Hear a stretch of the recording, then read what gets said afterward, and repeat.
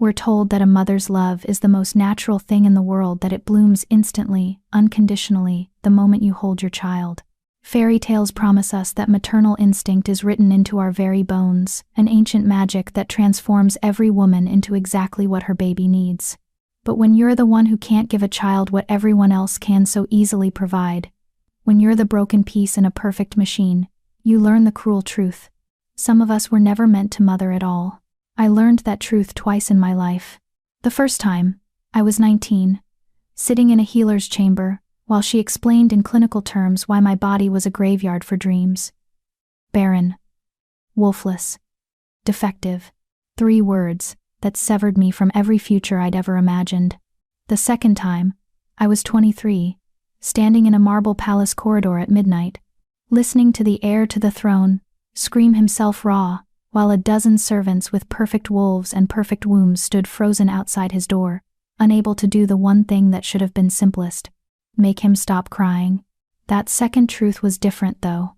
That second truth taught me that maybe, just maybe, being broken in all the wrong ways could make you perfect for someone who needed you to be broken in exactly that way. This is the story of how I became a mother to a child who wasn't mine, how I fell in love with a man who terrified an entire kingdom, and how the thing that made me worthless became the only thing that could save us all. But first, you need to understand what it means to be wolfless in a world ruled by beasts. Chapter 1. The marketplace smelled like rotting vegetables and desperation. I kept my eyes down, counting cobblestones as I walked 3 paces behind my father and sister. It was safer that way, not drawing attention, not reminding anyone that our family carried a defect. "Rena, stand up straight," my father hissed without turning around. "You make us look poor." I straightened, though it wouldn't matter. Everyone in the Crescent Valley pack knew exactly what we were. A formerly respectable family clinging to relevance by our fingernails, dragged down by the daughter who couldn't shift. My sister Lissa walked with her head high, her honey-colored hair catching the afternoon light. She'd shifted for the first time at 13, right on schedule. A beautiful silver wolf with amber eyes. My mother had cried with relief. I'd smiled and congratulated her, then gone to my room and stared at the ceiling until dawn, waiting for something inside me to break open that never did. That was 10 years ago.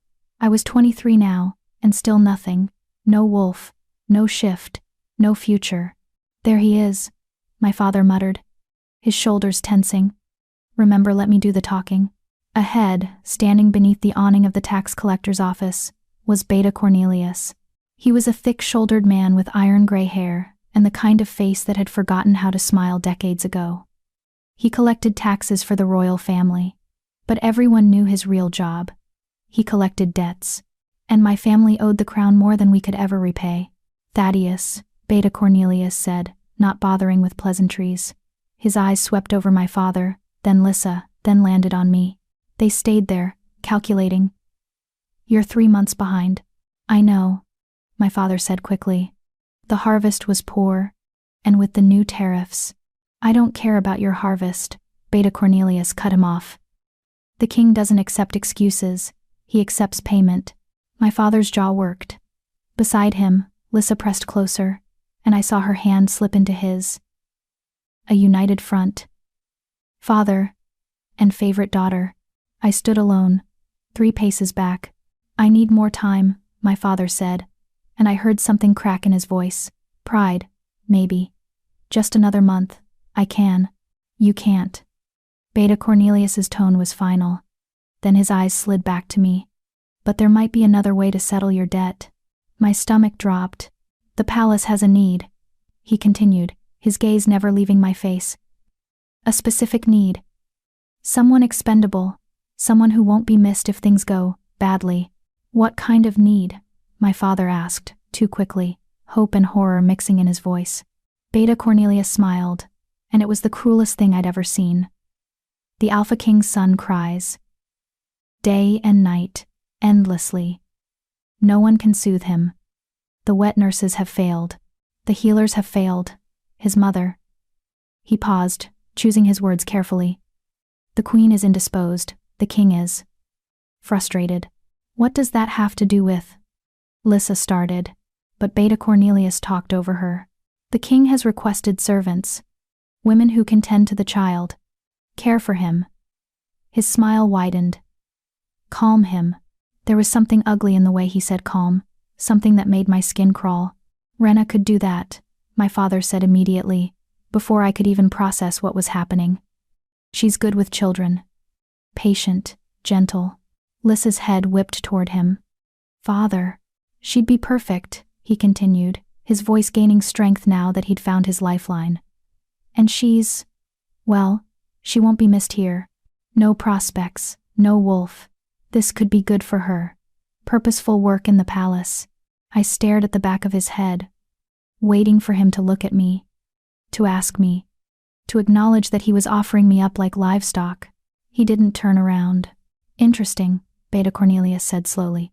And you'd be willing to send her, knowing the risks? What risks?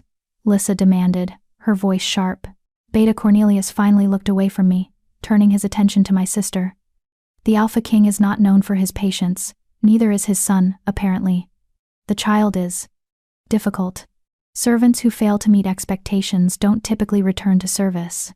The implication hung in the air like smoke. She'll succeed, my father said firmly. Rena's always been good at making do with nothing. This is just another challenge. Something inside me, something I'd been holding carefully still for years, finally broke. I'll do it, I said. Everyone turned to stare at me. It was the first time I'd spoken since we'd left home. Rena, you don't have to, Lissa started, but I could hear the relief buried under her concern.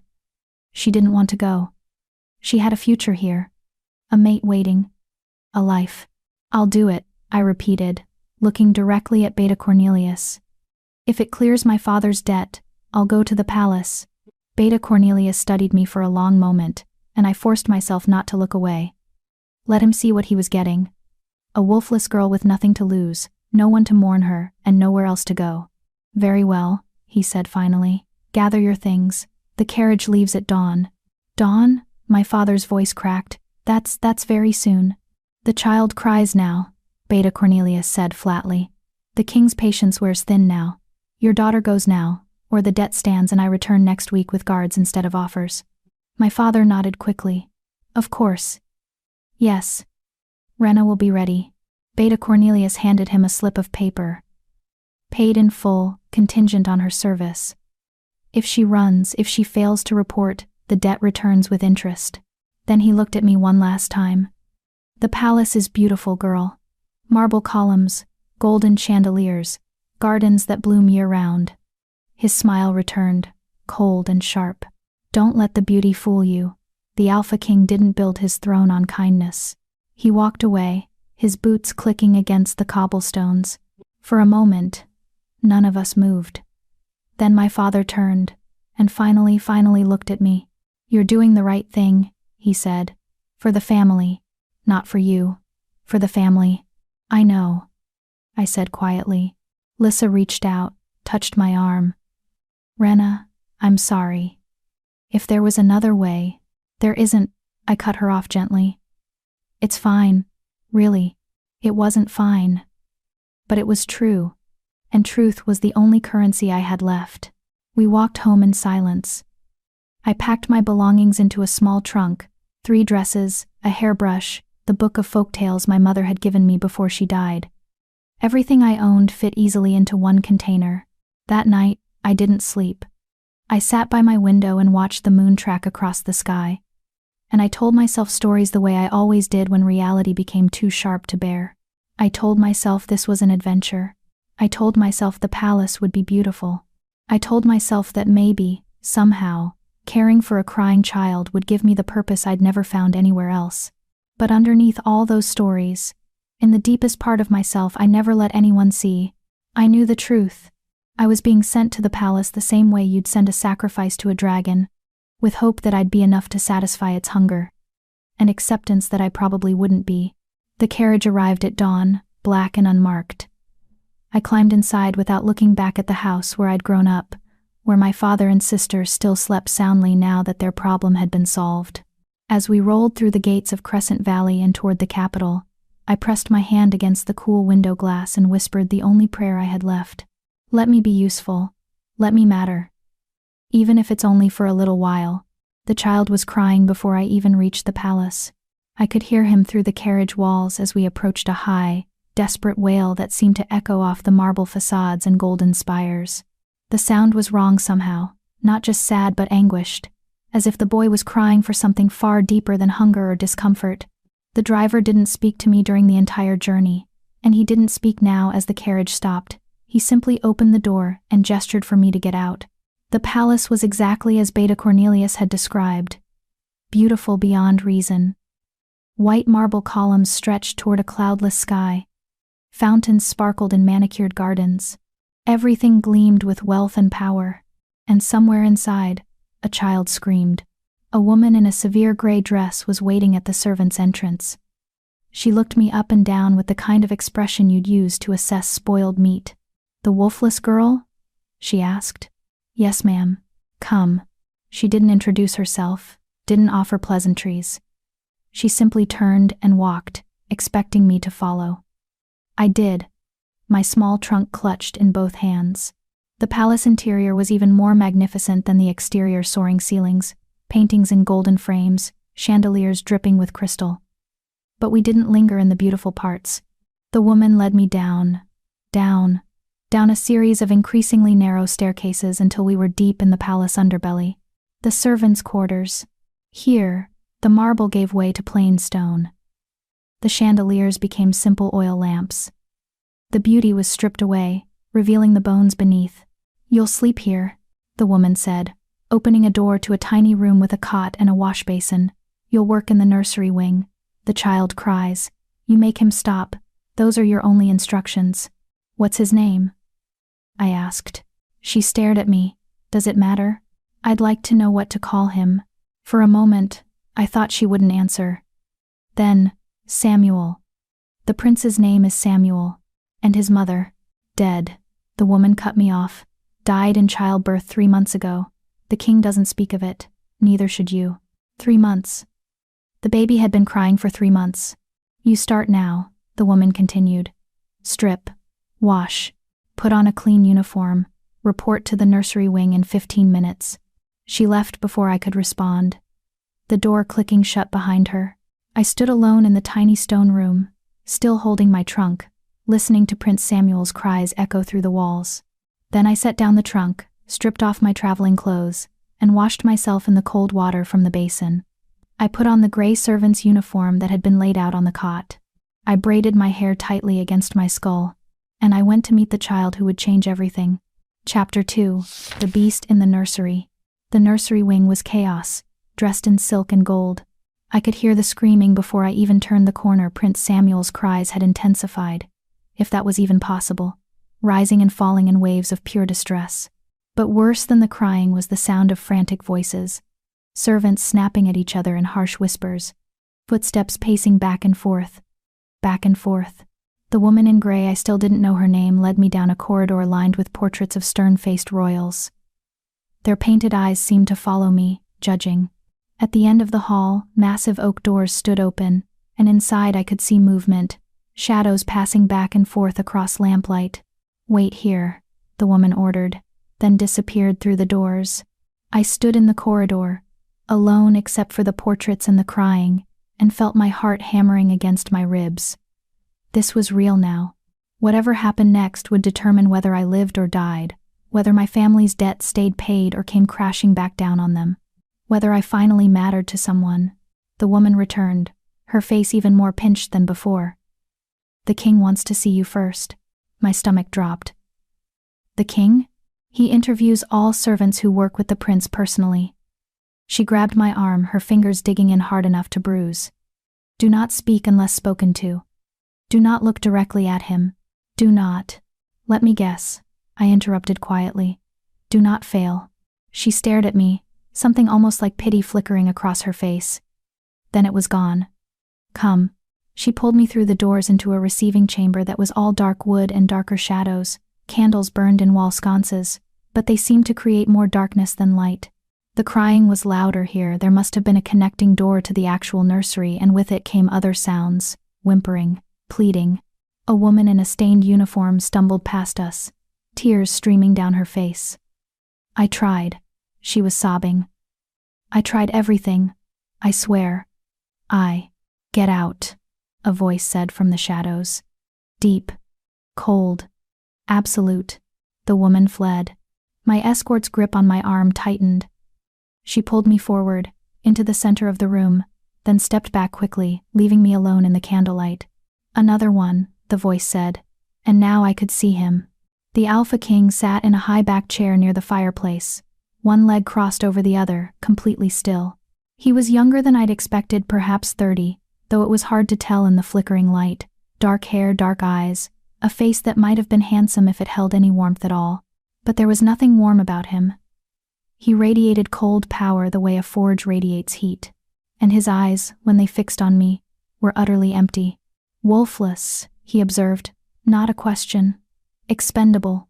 I said nothing. The woman had told me not to speak unless spoken to, but that wasn't really a question either. It was a statement of fact. The king stood, and I understood immediately why an entire kingdom feared him. He wasn't particularly tall or broad, but he moved with the lethal grace of a predator. Every step was deliberate. Every movement contained violence waiting to be released. He circled me slowly, studying. My son has been crying for 3 months. 13 wet nurses, 8 healers, and 27 servants have failed to soothe him. Most lasted less than a week before they begged to be released from service. He stopped directly in front of me, close enough that I could smell leather and smoke and something darker underneath. The last one, he continued, his voice dropping lower, lasted 4 hours before she snapped and shook him. I had to remove her myself. The implication was clear. Remove wasn't a euphemism for dismiss. My patience is gone, he said flatly. My son needs someone who can calm him. I don't care how you do it. Singing, stories, whatever wolfless talents you might possess, but you will make him stop crying, or you will leave this palace the same way the last failure did. Finally, a direct statement I could respond to.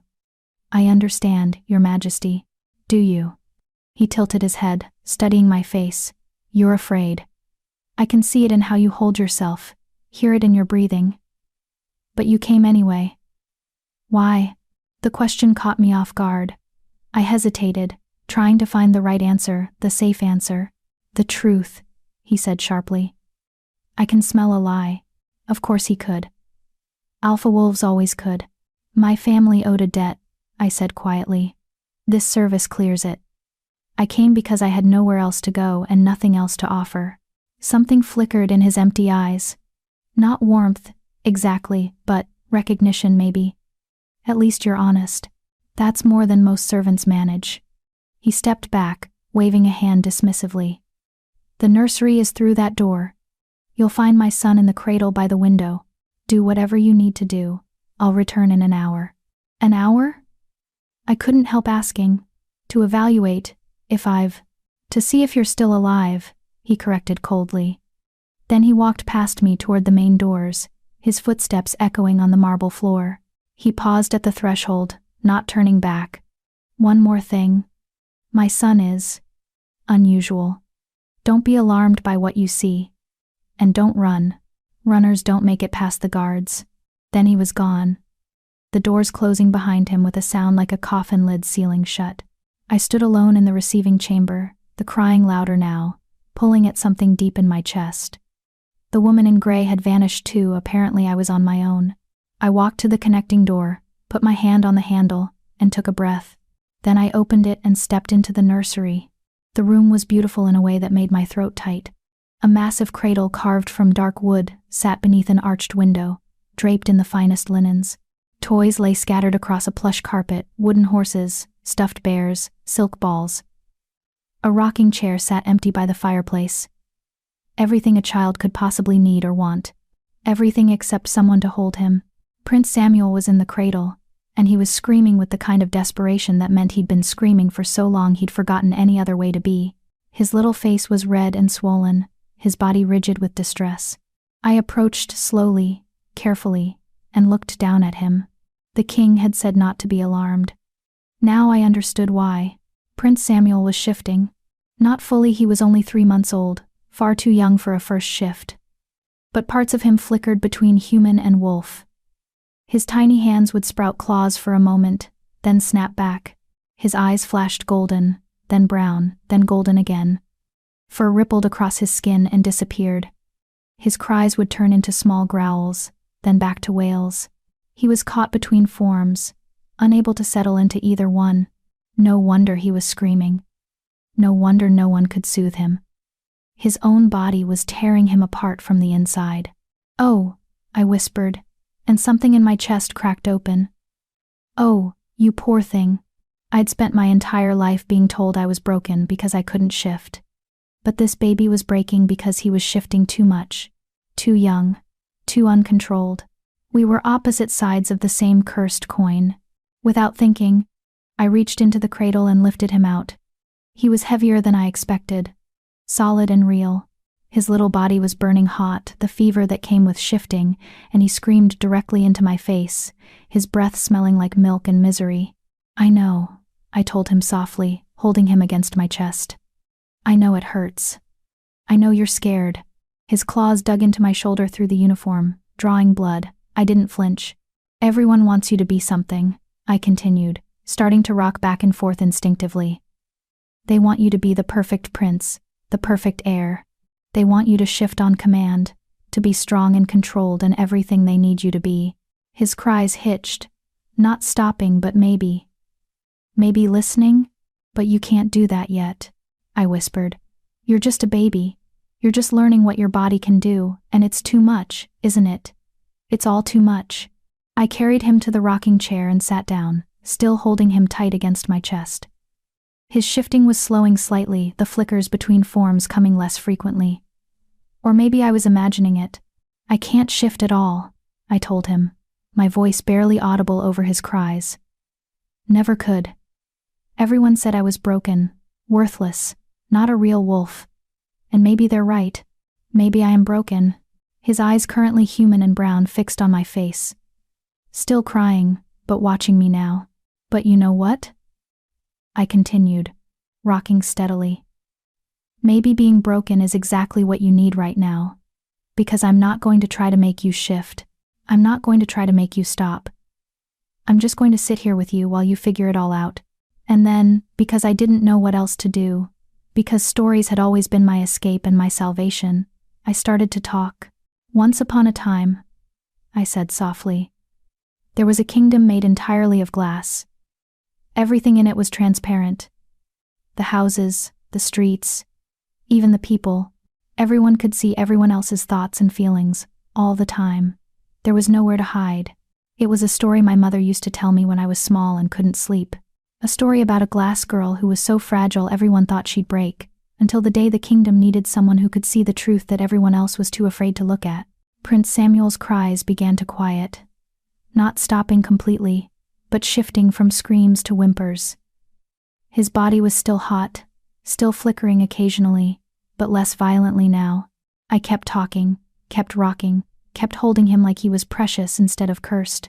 The glass girl walked through the transparent streets, and she saw all the lies people told themselves. She saw the king who pretended to be brave but was terrified. She saw the warriors who pretended to be strong but were broken. She saw the mothers who pretended to love their children but secretly wished they'd never been born. My voice caught on that last part, thinking of my own father, but I pushed through. And do you know what the glass girl did? She didn't judge them. She didn't try to fix them. She just saw them, really saw them, and she said, "You don't have to pretend with me. I'm too broken to judge anyone." Prince Samuel had stopped crying. He was staring up at me with wide brown eyes, human now, fully human, his tiny hand gripping my finger with surprising strength. His body was still warm but no longer burning. The shifting had stopped. For the first time in 3 months, the palace was silent.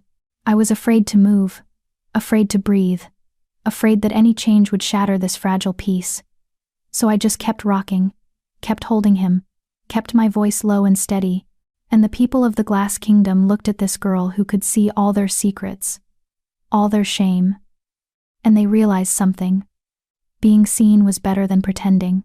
Being broken together was better than being perfect alone. Prince Samuel's eyes drifted closed. His breathing deepened, slowed, settled into the rhythm of sleep. I sat in the rocking chair, holding the sleeping prince, and felt tears sliding down my own face. Because for the first time in my entire life, my brokenness had been useful. For the first time, I'd been exactly what someone needed. The door opened silently. I didn't turn, didn't want to disturb Samuel, but I knew who it was. I could feel the cold power radiating across the room. The Alpha King moved around to face me, his expression unreadable. He looked down at his son, sleeping peacefully in my arms, and something shifted in his empty eyes. "How?" he asked simply. I told him a story, I whispered. And I didn't try to make him stop shifting. I just let him be what he was. The king stared at me for a long moment.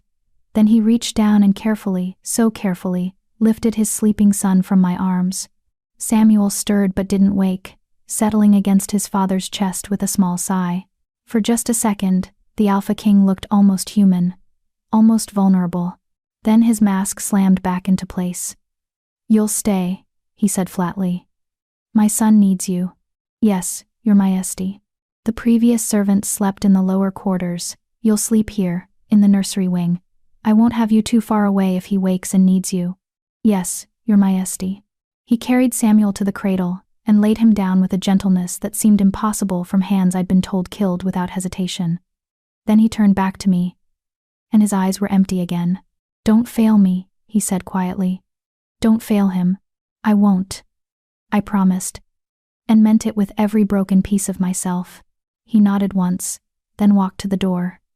He paused there, his back to me. "What's your name?" he asked. "Renna, Your Majesty." "Renna," he repeated, as if testing the weight of it. "The glass girl who sees the truth." Then he was gone, leaving me alone in the nursery with a sleeping prince and the terrifying knowledge that I'd just become indispensable to the most dangerous man in the kingdom. I should have been afraid, but all I felt was purpose, burning in my chest like a candle that had finally been lit after years of darkness. I mattered. At least for now, I mattered. Chapter 3. Survival through communication. They moved me to a room adjacent to the nursery that same night.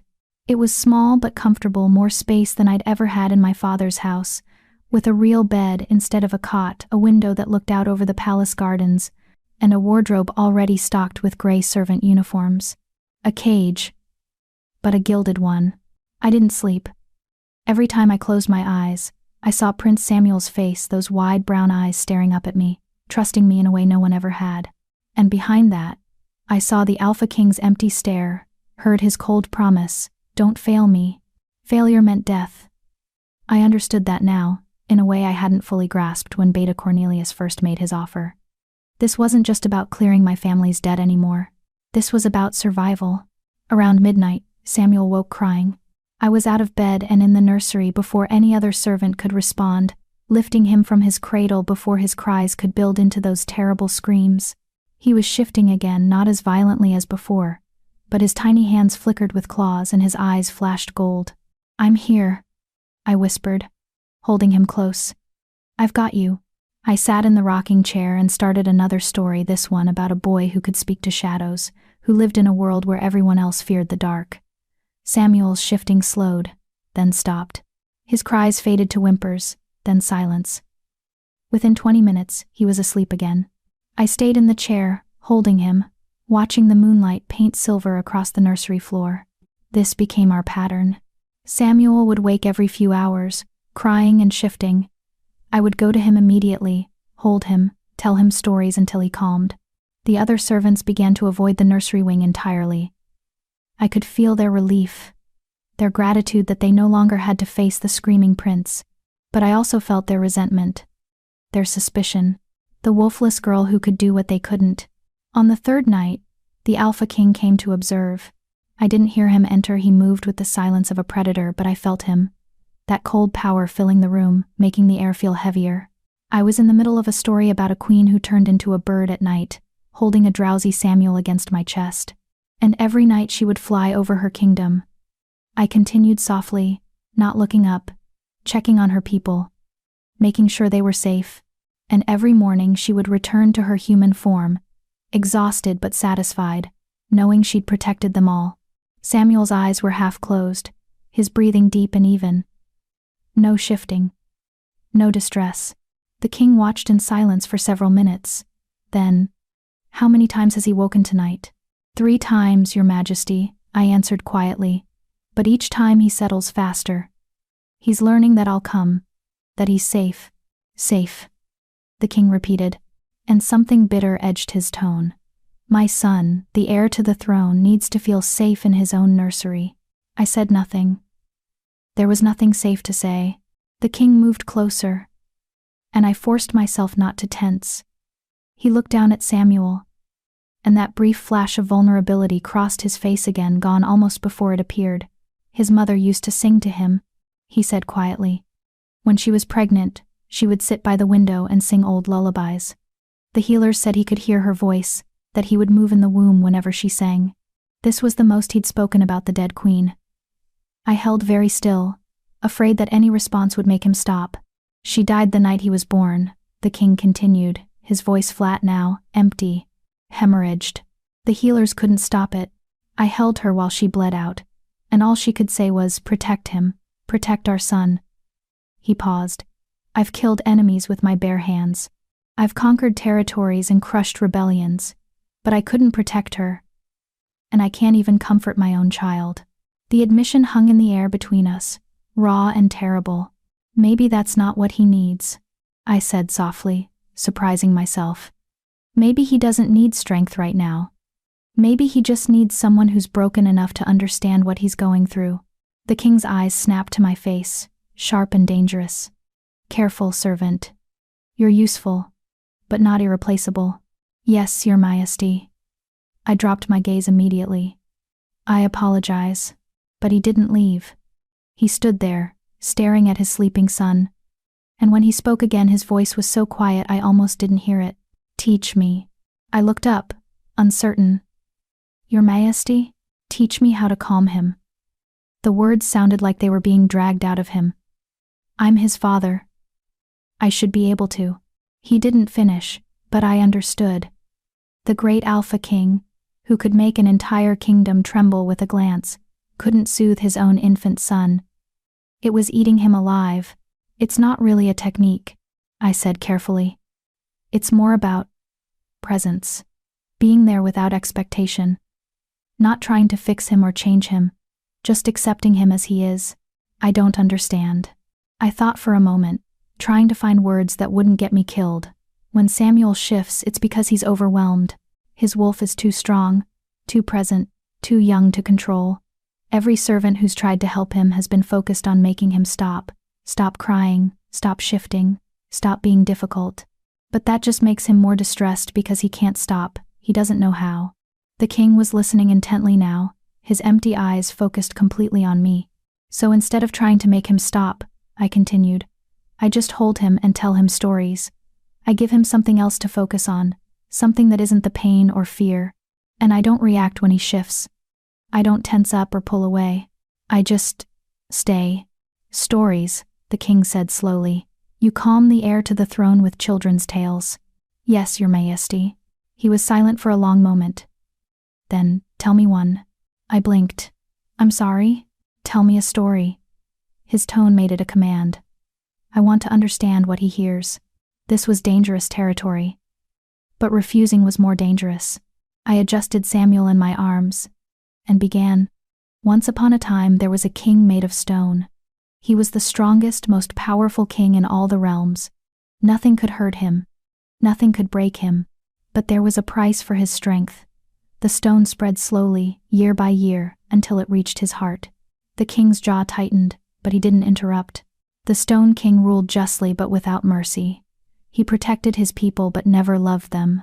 And when his wife died giving birth to his son, the stone finally reached his heart completely, and he thought he would never feel anything again." I paused, watching the king's face. His expression was unreadable, but something flickered in those empty eyes. "But then something strange happened," I continued softly. "His son was born with magic, wild, uncontrolled magic that hurt the baby every time it emerged. And the Stone King, who couldn't feel anything, who couldn't be hurt by anything, found that watching his son in pain was the one thing that could make the stone crack." Samuel stirred against my chest but didn't wake. The king stood utterly still. "So, the Stone King had a choice," I said. He could seal the cracks, make himself harder, stronger, more untouchable. Or he could let them widen, let himself break open, let himself feel again even though it would hurt, even though being soft meant being vulnerable. Even though love was the most dangerous magic of all. I stopped there, letting the story hang unfinished. The king stared at me for a long, terrible moment. Then he turned and walked toward the door. "Your Majesty?" I called softly. He paused, not looking back. "Which did he choose?" I asked. "The Stone King? Did he let himself break?" "You're the storyteller," he said coldly. "You tell me." Then he was gone.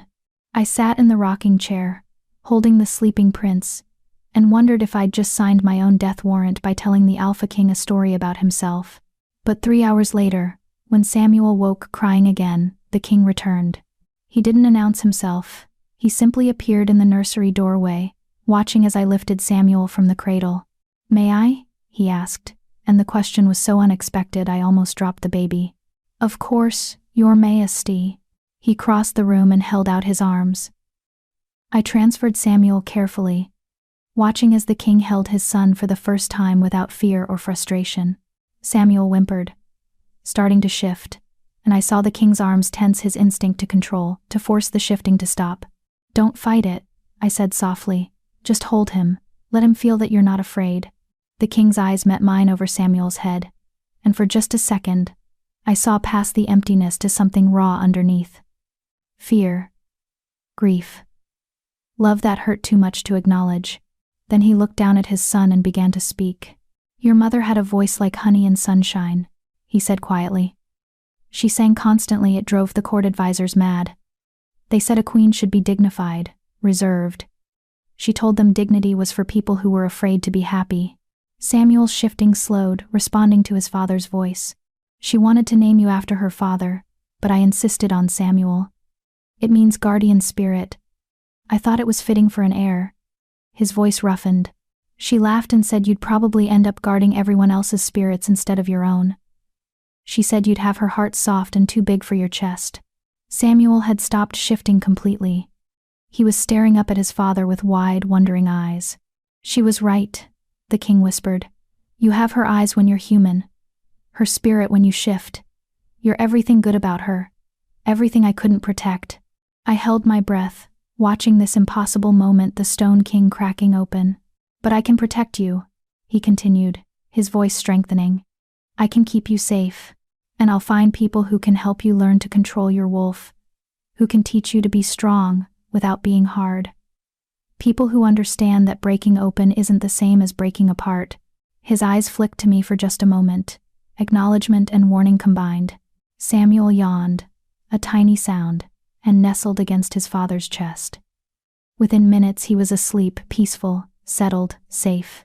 The king stood holding his son for a long time, not moving, barely breathing. Then he carefully carried Samuel to the cradle and laid him down with that same impossible gentleness. When he turned back to me, his mask was firmly in place again. But something had shifted. Some tiny crack in the stone that hadn't been there before. "You'll continue his care," he said formally. "But I'll come every night. I want to learn." "Yes, Your Majesty." He walked to the door, then paused. "Rena."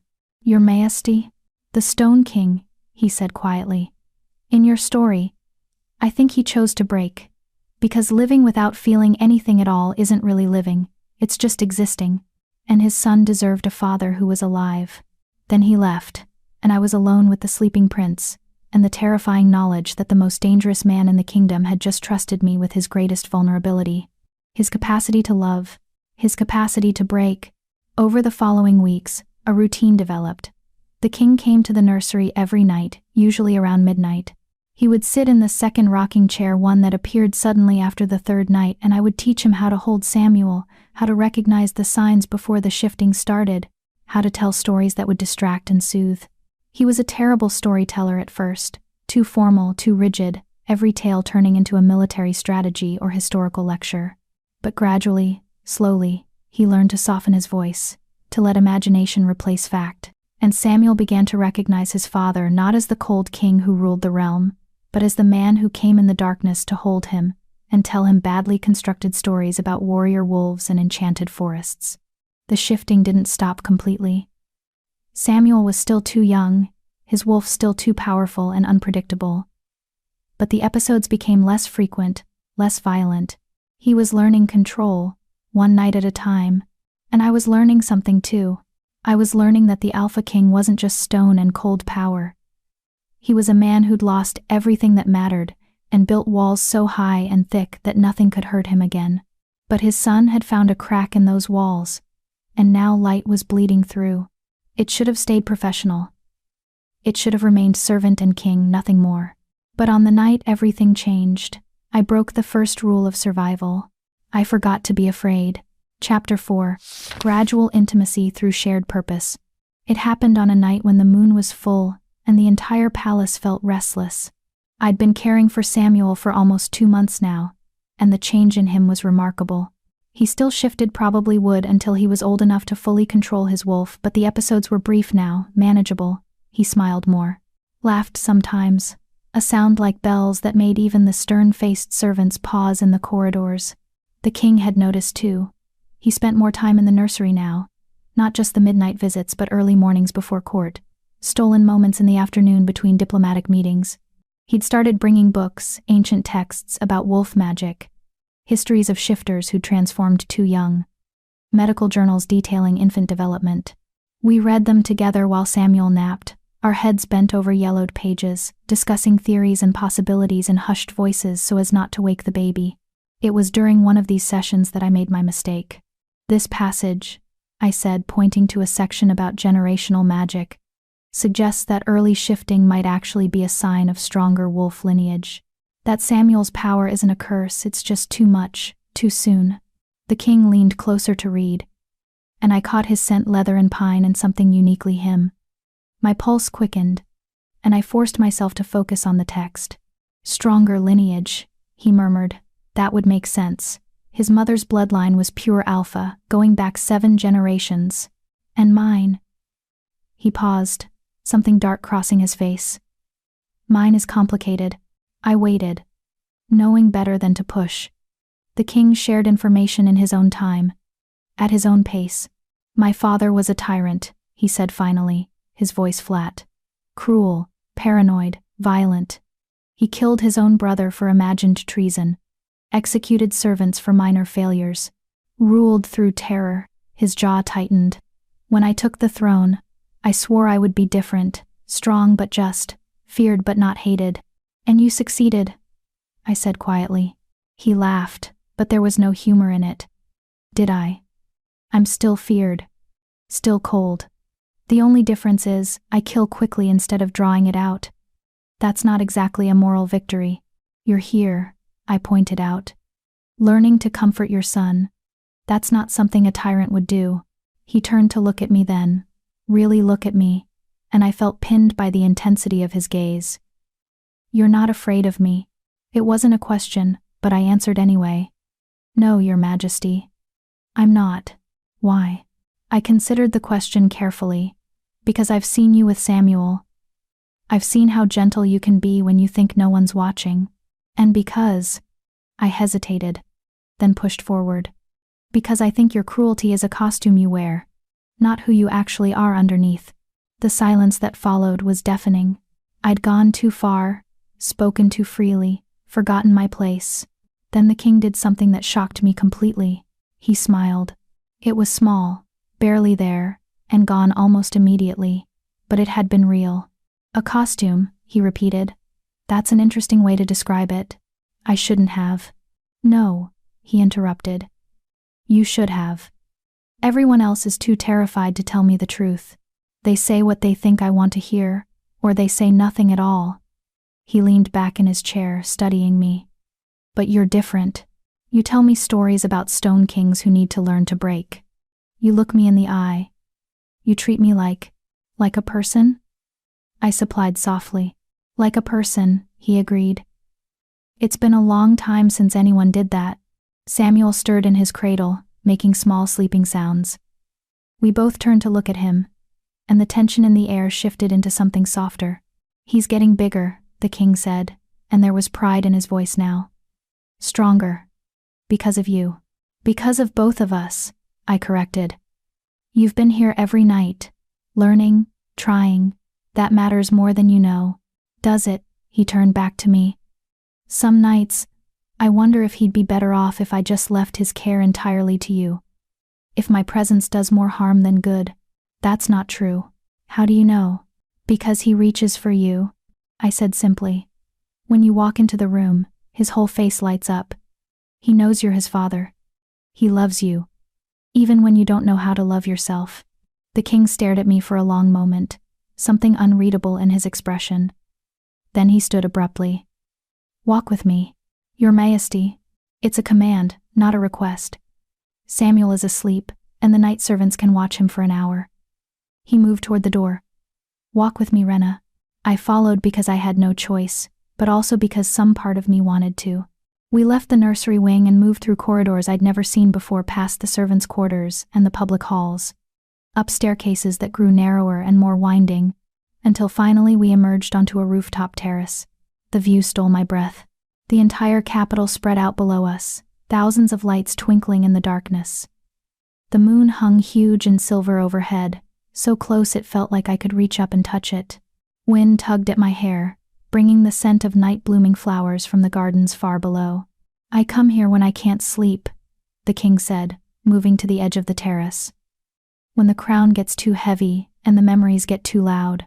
I joined him at the railing, careful to maintain a respectful distance. It's beautiful. It's lonely, he corrected.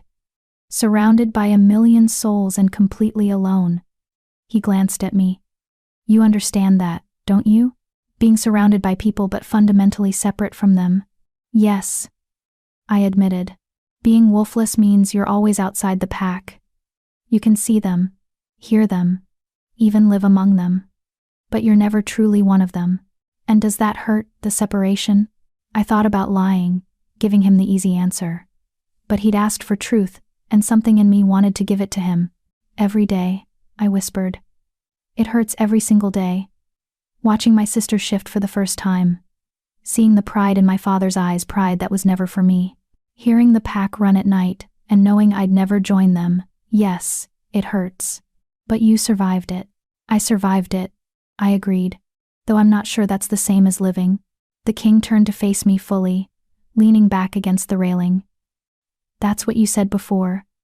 That existing isn't the same as living. That the Stone King had to choose to break open or he'd just be going through motions. Yes. So how do you choose to live, instead of just exist? The question sounded genuinely curious, not rhetorical. How do you break open when everything in you is screaming to stay protected? I looked up at him, at this powerful, dangerous, broken man who ruled a kingdom but couldn't figure out how to let himself feel, and spoke the truest thing I knew. You find something that matters more than your fear. Something worth breaking for. His eyes held mine. And in that moment, something shifted between us. Something dangerous and electric, and completely inappropriate for a king and a servant. Like what? He asked, his voice dropping lower. Like a child who needs you, I said softly. Like a son who deserves a father who's whole, not just pieces held together by duty. He stepped closer. And I should have stepped back. Should have remembered my place. Remembered that this man could kill me with a thought. That servants who overstepped didn't survive. But I didn't move. What if it's not just the child? He asked quietly. What if there's something else worth breaking for? My heart hammered against my ribs. Your Majesty. Jacob, he interrupted. My name is Jacob. And when we're alone, when there's no crown and no title, I want you to use it. That's not appropriate. I don't care. He reached up, and I thought he might touch my face, but his hand stopped just short. For 2 months, you've treated me like a person instead of a king. You've told me stories that see straight through my armor. You've shown me how to be gentle when I thought I'd forgotten how. And now I come to the nursery not just to see my son, but to see you. You're grieving, I said desperately, trying to find solid ground. You lost your wife, and I'm just convenient. Someone safe to feel things for because I can't reject you, can't leave. Stop, he said sharply. Then softer. Just stop, Rena. I know the difference between grief and this. Whatever this is, This can't be anything, I insisted, even as every part of me wanted to lean into his almost touch. I'm a servant, Wolfless. Nothing. You're the Alpha King. This isn't it can't. Why not? He challenged. Because of propriety? Because of what people will say? I'm the king. I make the rules. No, I said quietly. Because I'm not her. I'm not the queen you lost. I can't replace what she gave you, and I won't be a shadow you try to fill with someone else's ghost. Something flickered in his eyes, surprise, maybe. Respect. You're right, he said finally. You're nothing like her. She was sunshine and laughter and everything light. Your shadows and stories and seeing the truth that everyone else is too afraid to look at. He lowered his hand, but didn't step back. I don't want you to be her. I want you to be you. Why? The question escaped before I could stop it. Because you understand what it means to be broken, he said simply. Because you don't try to fix me or change me or make me into something easier to love. You just see me, the real me, underneath the crown and the cruelty. And you're not afraid of what you see. I should have said something wise, something that would deflate this dangerous tension. Instead, I asked, what do you see when you look at me? He smiled again, that rare, genuine expression that transformed his entire face. I see someone who tells stories to crying babies and breaks through stone with nothing but honesty. I see someone who thinks being broken makes them worthless, when really it makes them the strongest person I've ever met. I see someone who doesn't realize that every night, I've been walking to the nursery earlier and earlier, hoping to steal a few more minutes of conversation before Samuel wakes. My breath caught. Jacob. The door to the terrace burst open, and we both spun around. A guard stood there, breathing hard, his face pale. Your Majesty, he gasped. The prince, he's shifting uncontrollably. The servants can't calm him. He's asking for. The guard's eyes flickered to me. He's crying for the glass girl. We ran. Down the winding stairs, through the corridors, my heart pounding with fear and something else, the echo of Jacob's words, the weight of what had almost happened on that rooftop. But all of that disappeared when we burst into the nursery, and I heard Samuel's screams. He was in his cradle, shifting so rapidly it was almost seizure-like, fur to skin to fur, claws to fingers to claws, his little body contorting in ways that looked agonizing. 3 servants stood helplessly nearby, wringing their hands. I pushed past them and lifted Samuel into my arms, and the moment I did, some of the violent shifting slowed, not stopped, but eased. I've got you, I whispered, holding him close even as his claws dug into my shoulders. I'm here, sweet boy. I'm here. Jacob appeared beside me, his hand on Samuel's head, his voice joining mine. We're both here, son. You're safe. You're loved. And slowly, so slowly, Samuel's shifting stabilized. His cries faded to whimpers, then to broken little sobs. He clutched at both of us, his tiny fist gripping my uniform, his other hand wrapped around his father's finger. What happened? Jacob demanded, looking at the servants. We don't know, Your Majesty. One of them stammered. He just woke up screaming and started shifting. We tried everything, but he wouldn't calm. He kept saying glass, glass. We didn't understand what he meant. The glass girl. My story. He'd been calling for me. Jacob's eyes met mine over Samuel's head, and in them I saw understanding. Saw the moment he realized that his son had bonded to me as deeply as he was beginning to bond to his father. That we'd become a unit. The 3 of us. Broken pieces that somehow fit together better than any whole person ever could. Everyone out, Jacob said quietly. Now. The servants fled. We stood in the nursery, king, servant, and prince, and I felt the weight of what was happening. What had already happened. The lines we'd crossed, and couldn't uncross. He needs you, Jacob said softly. Not just as a caretaker. He didn't finish, but I understood. As a mother. I know, I whispered, tears sliding down my face. But I can't be, I'm not. You already are, Jacob interrupted gently. Look at him. Rena. Look at how he holds on to you. You're already his mother in every way that matters. Samuel had fallen asleep against my chest, his breathing deep and even, one tiny hand still gripping Jacob's finger. "This is dangerous," I said, but my arms tightened around the baby. "People will talk.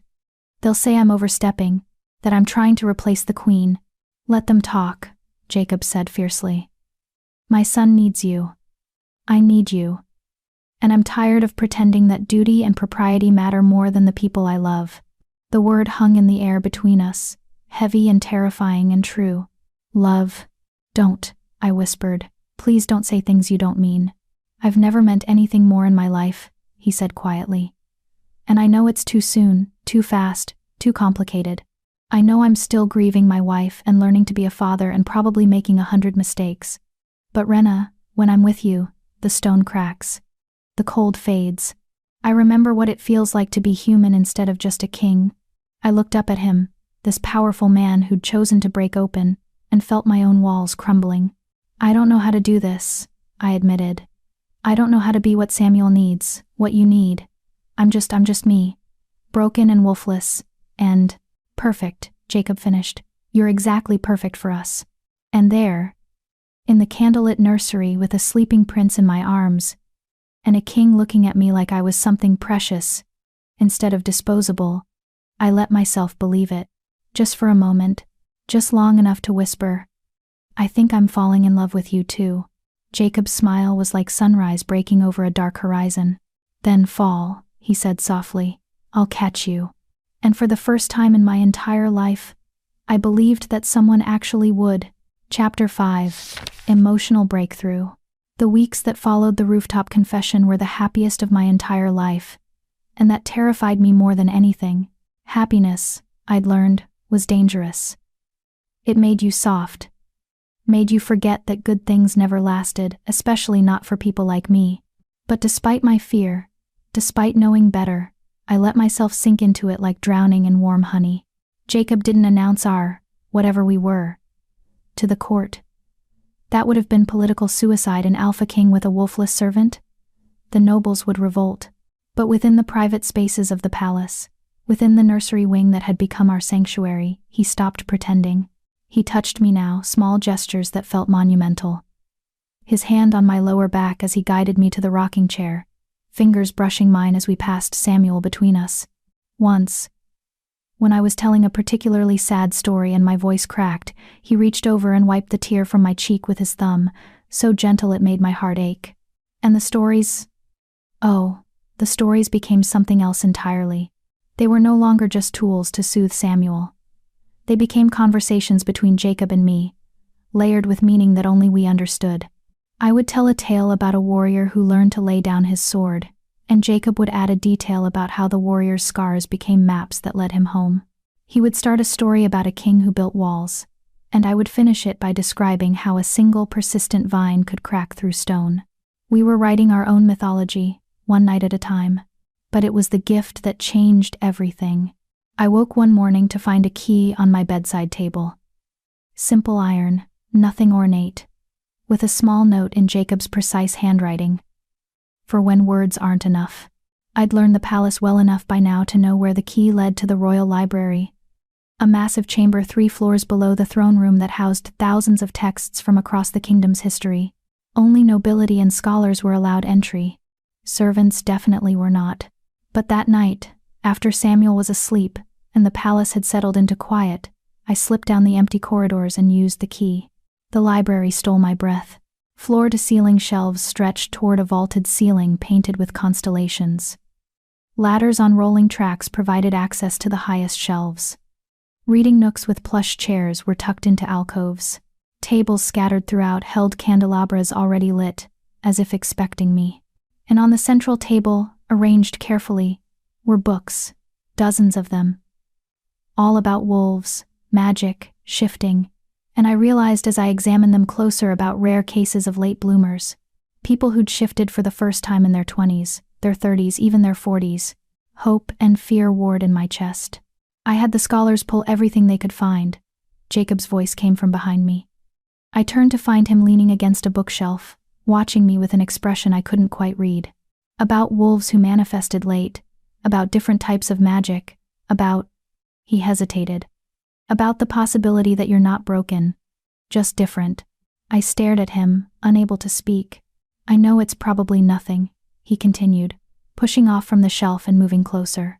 I know you've lived your whole life being told you're wolfless, and I'm not trying to give you false hope. But Rena, you calm my son when no one else can. You see through magic that even skilled shifters can't penetrate. What if there's a reason for that? What if your wolf is just sleeping? Don't, I whispered, and my voice broke. Please don't do this. Do what? Give me hope.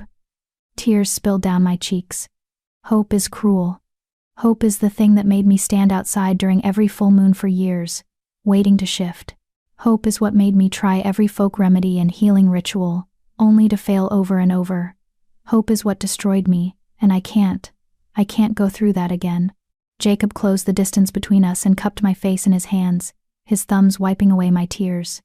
Then don't call it hope, call it curiosity. Call it research. Call it anything you want. But Rena, you deserve to know the truth about yourself, even if that truth is just confirmation of what you already believe. And what if I read all these books and find out I really am just defective? I asked, my voice raw. What if there's no hidden magic, no sleeping wolf, just nothing?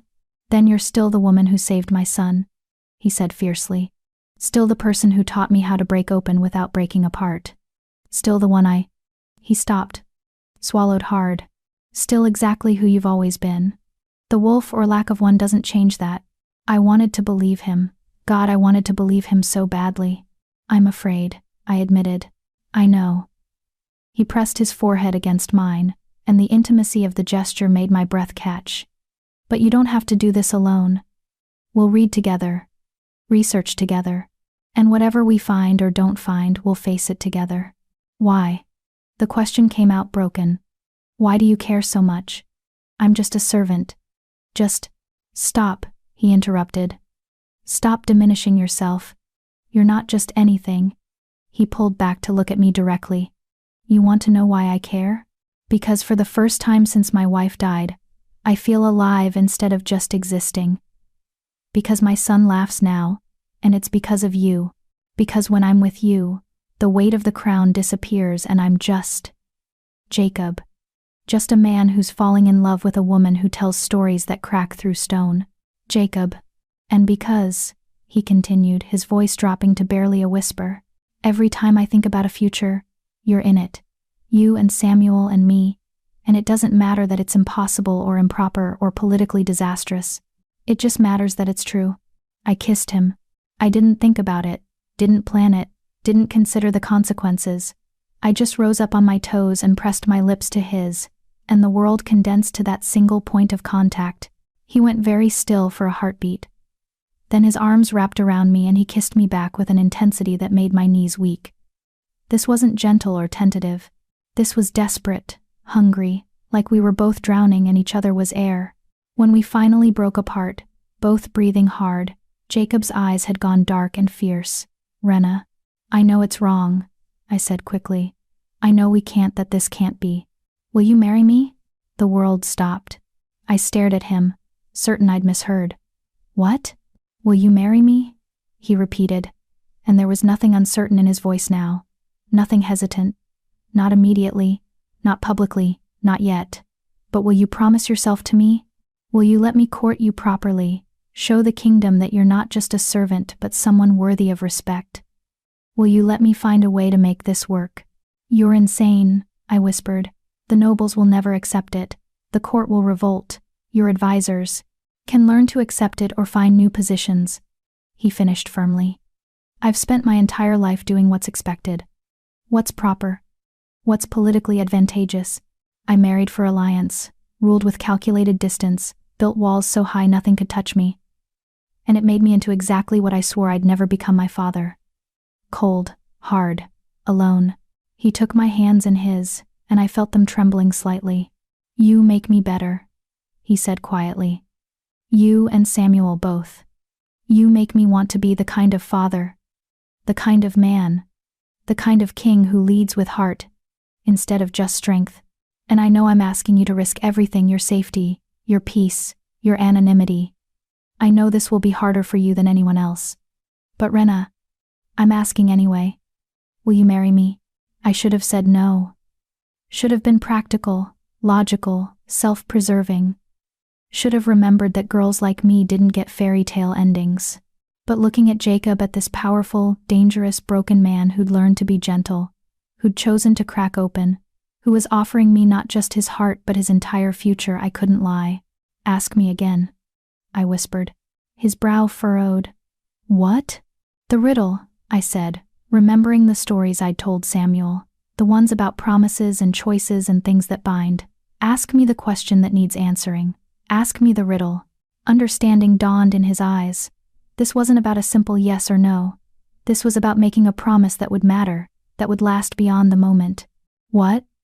Jacob said slowly, his eyes never leaving mine. Is something that once given can never be taken back. Something that grows stronger with time. Something that breaks only when held too tightly. A promise, I answered. The answer is a promise. Then promise me, he said. Promise me you'll stay. Promise me you'll let me love you. Promise me you'll give us a chance to build something real, even if the world says it's impossible. Tears streamed down my face, but I was smiling. I promise. He kissed me again, softer this time, and I tasted salt, my tears or his, I couldn't tell. When we broke apart, he pressed something into my hand. A ring, simple silver with a small moonstone set in the center. It was my mother's, he said quietly. The only thing of hers I kept after she died. She told me once that moonstones represent new beginnings, second chances, finding light in darkness. He closed my fingers around it. I can't give this to you publicly yet, can't announce our engagement. But I want you to have it, to know that this isn't just words. This is real. I slipped the ring onto my finger, and it fit perfectly. Like it had been waiting for me all along. What happens now? I asked. Now, Jacob said, we take it slow. I'll start bringing you to court functions, introducing you as Samuel's primary caretaker. The nobles will get used to seeing you, hearing you speak. I'll commission a genealogy search. There are plenty of minor noble families that have fallen on hard times. We'll find a connection, no matter how distant, and elevate your status. Not enough to threaten anyone, but enough that when I eventually announce our engagement, it won't seem completely impossible. You've thought about this, I said, surprised. I've thought about nothing else for weeks. He smiled ruefully. I'm not just rushing into this blindly, Rena. I know it won't be easy. I know there will be opposition, maybe even danger. But I'm the Alpha King. I've conquered territories and crushed rebellions. I can handle some disapproving nobles. And what about me? I asked quietly. Can you handle a wife who might never shift? Who can't give you more heirs? Who can't run with you under the full moon? Who can't... Stop, he said gently, pulling me close. Rena, I don't need more heirs. I have Samuel, and as for the rest, I don't care. I don't care if you never shift. I don't care what you can't do. I only care about what you can do. Make my son laugh. Make me feel human again. See truth when everyone else sees only what they want to see. He paused, then added softly, and if those books are right, if there is a chance you could shift someday, then we'll figure that out together. But if there's not, if you're wolfless forever, then I'll still choose you. Every single day, I'll choose you. I buried my face against his chest, and let myself cry not from sadness but from the overwhelming impossibility of being chosen, of being wanted, of mattering to someone who could have anyone. I don't deserve this, I whispered against his shirt. Neither do I, he said, his arms tightening around me. But maybe that's why it works. Two broken people choosing each other. Not because we're perfect, but because our cracks fit together. We stood like that for a long time, holding each other in the candlelit library surrounded by books about magic and possibilities. And for the first time in my life, I let myself believe in happy endings. Not because I thought the path ahead would be easy, but because I knew I wouldn't be walking it alone. Later that night, after we'd returned separately to the nursery wing, propriety demanded we maintain appearances, at least for now. I sat by Samuel's cradle and watched him sleep. He was growing so fast, 4 months old now, and already showing signs of his father's features, the strong jaw, the intense eyes. But he had his mother's gentleness too, the softness that Jacob had described, the The boy would be a perfect blend of strength and heart. If we could keep him safe. If we could teach him to control his shifting. If we could give him a childhood that wasn't shadowed by loss and fear. I touched the moonstone ring on my finger, hidden beneath my sleeve, and made a silent promise to the sleeping prince. I will protect you. I will love you. I will be the mother you lost. Not to replace her, but to honor her. And I will make sure you grow up knowing that being broken doesn't make you weak. It makes you strong enough to help others who are breaking too. The door opened quietly, and I looked up to find Jacob standing there, still in his formal court clothes. "Can't sleep?" I asked softly. "Didn't want to," he admitted, moving to sit in the second rocking chair. "Wanted to be here. With you. With him. With my family. My family." The words settled over me like a blanket, warm and terrifying and perfect. "Tell me a story," Jacob said quietly. "Not for Samuel this time. For me." I thought for a moment, then began. "Once upon a time, there was a girl made of glass who thought she was too fragile for the world. And there was a king made of stone who thought he was too hard to feel anything. They should never have worked glass and stone, softness and strength. But somehow, impossibly, they found each other in the darkness. And?" Jacob prompted when I paused. "And they learned that glass could hold its shape under pressure, and stone could crack open to let light through. They learned that broken things could still be beautiful, still be whole, still be enough." "How does it end?" he asked. I looked at him, at this man who'd chosen to break open, who'd given me a ring and a promise and a future I never thought I'd have, and smiled. "I don't know yet," I said honestly. "The story's still being written." "Good," Jacob said, reaching across the space between our chairs to take my hand. "I prefer stories that aren't finished. More room for possibility." We sat together in the nursery, hands intertwined, watching Samuel sleep and breathing in the fragile, precious peace of the moment. Tomorrow would bring challenges. The nobles would need to be managed. The court would need to be navigated. 1,000 obstacles stood between us and the future we wanted. But tonight, in this room, we were just 3 broken souls who'd somehow found each other. And that was enough. That was everything. Chapter 6. 3 more months passed like a dream I was afraid to wake from. Jacob kept his promise. Slowly, carefully, he began introducing me to court life. First, as Samuel's caretaker during informal gatherings, nobles would stop by the gardens where I walked with the prince, making polite conversation that was really assessment. Then as an occasional presence at smaller dinners, seated far from Jacob but visible, my existence becoming normalized. The genealogy search bore fruit, a distant connection to a minor noble house that had fallen into obscurity generations ago. Nothing impressive, but enough to give me a footnote in the peerage records. Lady Rena of House Ashfeld, they called me now, though everyone knew it was a courtesy title at best. Some nobles sneered. Others were cautiously accepting. A few even seemed genuinely kind, particularly Lady Helena, an older woman whose own daughter had been wolfless and died young. She took me under her wing, teaching me court etiquette and which families to avoid. But the real changes happened in the nursery. Samuel was 7 months old now, and the transformation was miraculous. His shifting had become controlled. He could hold his human form for days at a time, and when he did shift into his wolf pup form, it was deliberate, playful. He'd toddle around the nursery on 4 legs, yipping happily, then shift back and demand to be picked up for cuddles. He called me Mama. The first time it happened, I'd frozen. Jacob had been there, reading reports while I played blocks with Samuel on the carpet. The prince had looked up at me, held out his chubby arms, and said clear as day, "Mama up." I'd looked at Jacob in panic, waiting for him to correct Samuel, to remind him that I wasn't really his mother. But Jacob had just smiled that rare, genuine smile and said quietly, "You heard him. Mama. Pick him up." So I did. And from that moment on, I was Mama. Not the caretaker, or Rena, or the glass girl. Just Mama. It should have felt like a lie. Should have felt like I was stealing something that belonged to the dead queen. But instead, it felt like coming home. Jacob and I still hadn't made our relationship public. But within the palace walls, we'd stopped pretending. He'd kiss me goodnight after Samuel fell asleep. I'd fall asleep in his study while he worked, and wake to find a blanket draped over me and a note saying he'd carried me to bed. We'd steal moments in the library, reading those books about late-blooming wolves and sharing theories. I still hadn't shifted. Still had no indication that I ever would. But somehow, with Jacob and Samuel, it mattered less. I was building a life that had nothing to do with having a wolf and everything to do with being loved for exactly who I was. And then, on a crystalline autumn morning exactly 7 months after I'd first arrived at the palace, everything shattered.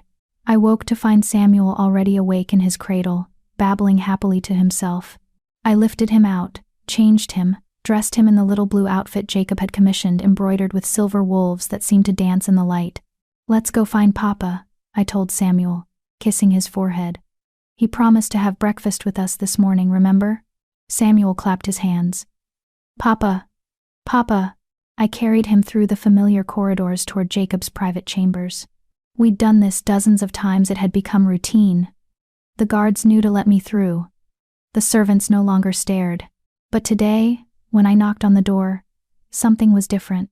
Jacob opened it himself instead of calling for me to enter. And his face was wrong. Not the warm, open expression I'd grown used to, but the cold, empty mask he'd worn when I first arrived. "Your Majesty?" I said uncertainly, reverting to formality instinctively. "Come in," he said flatly, quickly. I stepped inside, and he closed the door behind me. The room felt different, wrong somehow. Too formal, too distant.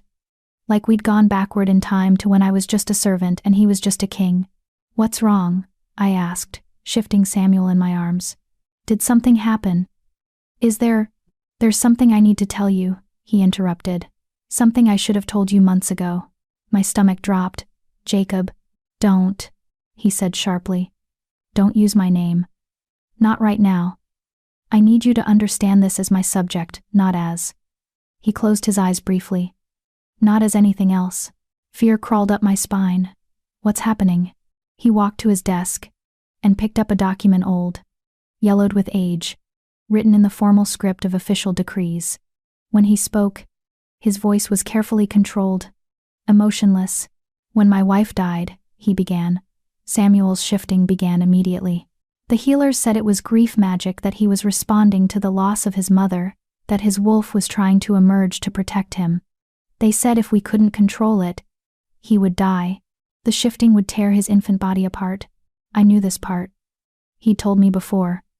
I stayed silent, waiting. "What I didn't tell you," Jacob continued, "is that the healers consulted with the old magic users, the witches who still practiced the ancient arts. And they told me there was a way to save him."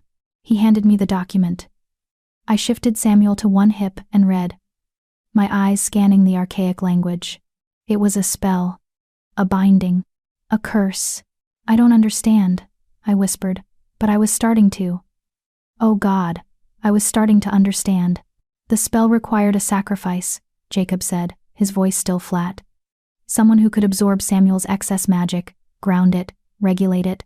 Someone whose own magic was dormant or absent, who could act as a vessel for the overflow." The words on the page swam before my eyes.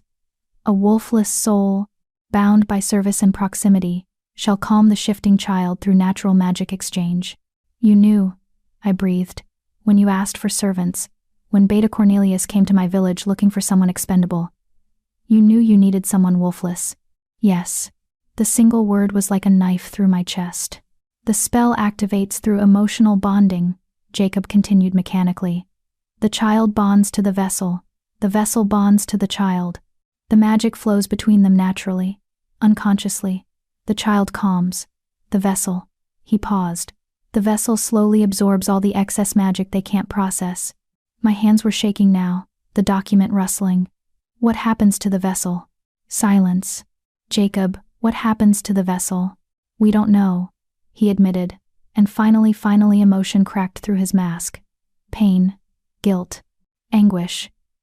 "The old texts aren't clear.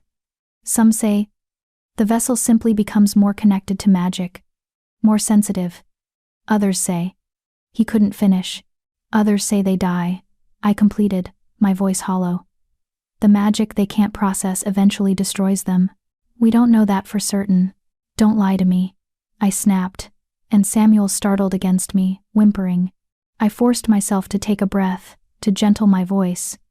Please. No more lies. Tell me the truth. Jacob's shoulders sagged. 3 documented cases in history. All 3 vessels died within 2 years of the binding. The room tilted. 2 years. But those were different circumstances, he said quickly, desperately.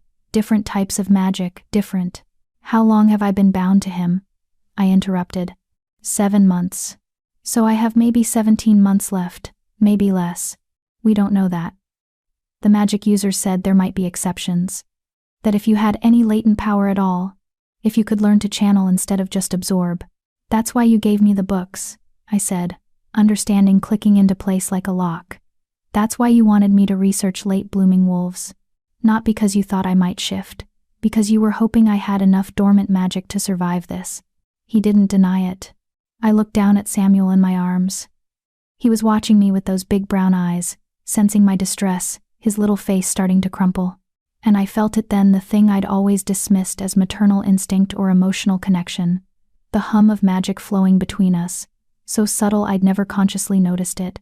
Him pushing out excess power, me absorbing it, containing it, grounding it, slowly killing myself to keep him stable. Did you know? I asked quietly. When you said you loved me, when you gave me your mother's ring, when you asked me to marry you, did you know? Yes, Jacob whispered, and the word broke. God help me, yes, I knew. I walked to the cradle in the corner of his chambers and laid Samuel down gently. He reached for me, and it took everything I had to step back. Mama? He asked, confused. Just a moment, sweet boy, I managed, my voice cracking. Then I turned to Jacob. Why? Why didn't you tell me? Because you wouldn't have stayed, he said simply. If you'd known from the beginning that bonding to Samuel might kill you, you would have refused. Or you would have stayed out of obligation, out of debt, but you wouldn't have loved him. And the spell only works if the bond is genuine, if the love is real. So you manipulated me. My voice was remarkably calm considering I felt like I was shattering from the inside out. You let me fall in love with your son, let me think I was helping him, let me call myself his mother, all while knowing I was dying for him. I'm trying to save you, Jacob shouted, and it was the first time I'd ever heard him raise his voice. Every day I've been searching for a way to break the binding, to transfer it, to find another vessel. I've consulted with every magic user in the kingdom, offered fortunes for solutions. I've been trying, while lying to me. I finished, while pretending you loved me. Was that part of the spell too? Did I have to love you for it to work? Is that why you courted me, gave me your ring, made me promises? No, he said fiercely, crossing the distance between us. No, Rena, that was real, all of it was real, I swear to you. Don't touch me, I said quietly, and he froze. Don't touch me, don't speak to me. Don't look at me like I'm someone you care about when I'm just, what did you call it? A vessel. Something expendable. You're not expendable to me. Then why am I dying? I asked, and tears finally spilled down my cheeks. Why am I standing here with magic burning through my veins, killing me by inches, while you knew the whole time and said nothing? Because I'm a coward, Jacob said hoarsely. Because I couldn't bear to lose you, even though keeping you was killing you. Because I told myself I'd find a solution before it was too late, that I'd save you both, that I could somehow fix this without having to confess what I'd done. Well, you failed, I said flatly. So what happens now? Do I leave and Samuel starts shifting uncontrollably again? Do I stay and die so your heir survives? What's the plan, Your Majesty? He flinched at the title. There might be a way. The magic users think that if you could access your own power, if you really do have a dormant wolf, you could push back against Samuel's magic instead of just absorbing it. Create a balance. But you'd have to shift, have to awaken whatever power you have. I don't have power, I screamed. And Samuel started crying in his cradle. I'm wolfless. I've always been wolfless. That's why I was perfect for your spell, remember? Because I'm empty, because I'm broken, because there's nothing inside me to fight back. I was sobbing now, months of hope and love, and carefully built happiness crumbling to dust. Jacob reached for me again. And this time, I let him pull me against his chest while I cried, while Samuel wailed in the background, while while everything fell apart. "I'm sorry," Jacob whispered into my hair, over and over. "I'm so sorry. I thought I could fix it. I thought I could save you both. I'm sorry." But sorry wasn't enough. Sorry wouldn't give me back the months I'd lost. Sorry wouldn't save my life. Sorry was just another word for guilty. I pulled away from him, wiping my face. "I need time. I need to think. Rena, please," I said. And I was so tired. So tired of being strong, being useful, being whatever everyone else needed me to be. "Just give me time." He nodded, his face ravaged. "Whatever you need. But please, don't leave. Don't leave Samuel. He needs you to survive," I finished bitterly. "He needs me to survive. What I need doesn't matter." "That's not true, isn't it?" I walked to the cradle and looked down at Samuel, who was still crying, reaching for me. My heart cracked open. I love him. I love him so much it hurts. But Jacob, I'm dying for him. And I didn't even get to choose. You took that choice away from me. "I know," Jacob said quietly. "And I'll regret that for the rest of my life. But Rena, please, if there's any chance you could shift, any chance you could access your power." "There isn't," I said firmly. "I've spent 23 years hoping for that miracle. It's not coming." I picked up Samuel, and he immediately calmed in my arms, his magic flowing into me like water through a sieve. I could feel it now that I knew what to look for, the warmth spreading through my chest, the slight burn in my veins. The price of loving this child. "I'll stay," I said finally. "I'll stay because Samuel needs me, and because I'm not cruel enough to let an infant die even if his father is a manipulative bastard."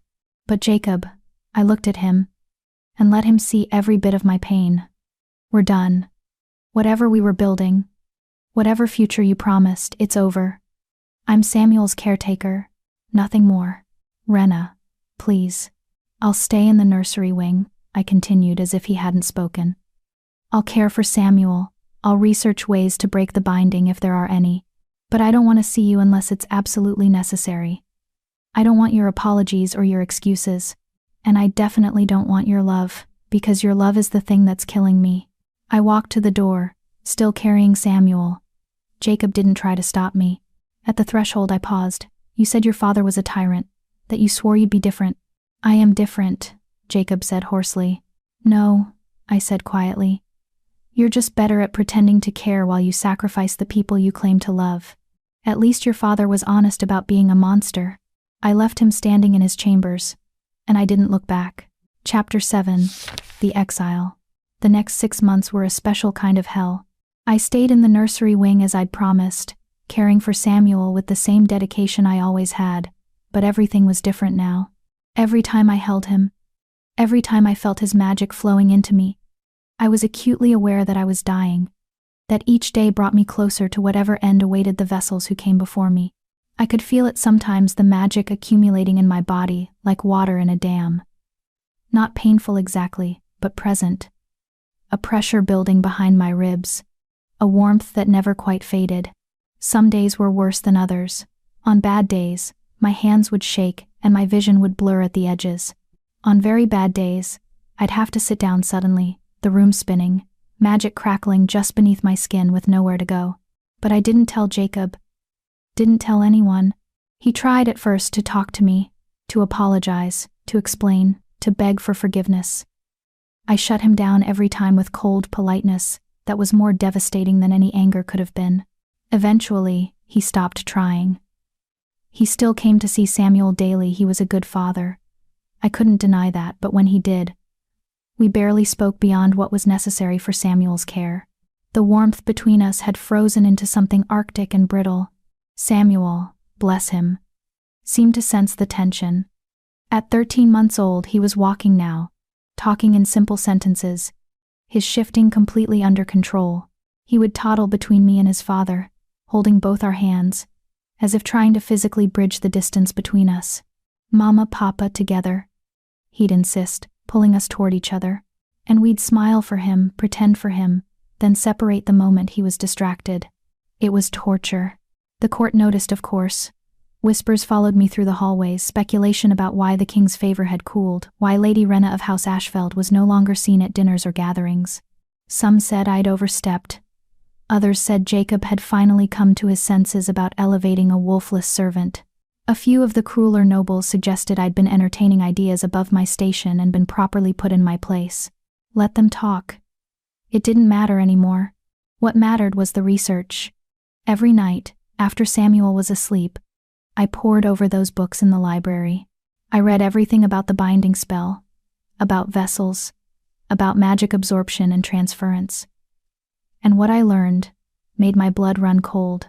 The 3 documented vessels hadn't just died. They'd burned out their bodies, unable to contain the absorbed magic, eventually igniting from the inside. The texts described it in clinical terms: spontaneous magical combustion, catastrophic vessel failure, terminal magic saturation. They died screaming. And based on the timeline, based on the symptoms I was already experiencing, I had maybe a year left, probably less.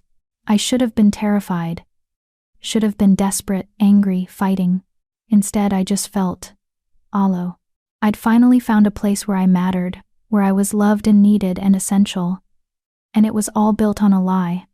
I was only valuable because I was dying. Only loved because I was useful. Only needed because my death would save someone else. Story of my life. Really. On a cold spring evening, exactly 13 months after I'd discovered the truth, Jacob came to the nursery. Not for his usual visit with Samuel, this was different. I could see it in how he held himself. In the careful neutrality of his expression. "We need to talk," he said. "We have nothing to discuss, Your Majesty." "Please," he said quietly. "Just give me 5 minutes." I looked at Samuel, playing contentedly with his wooden wolves on the carpet. "Fine, 5 minutes." Jacob closed the door and stood with his back to it, as if blocking my escape. "I've found something. A possible solution." My heart lurched despite myself.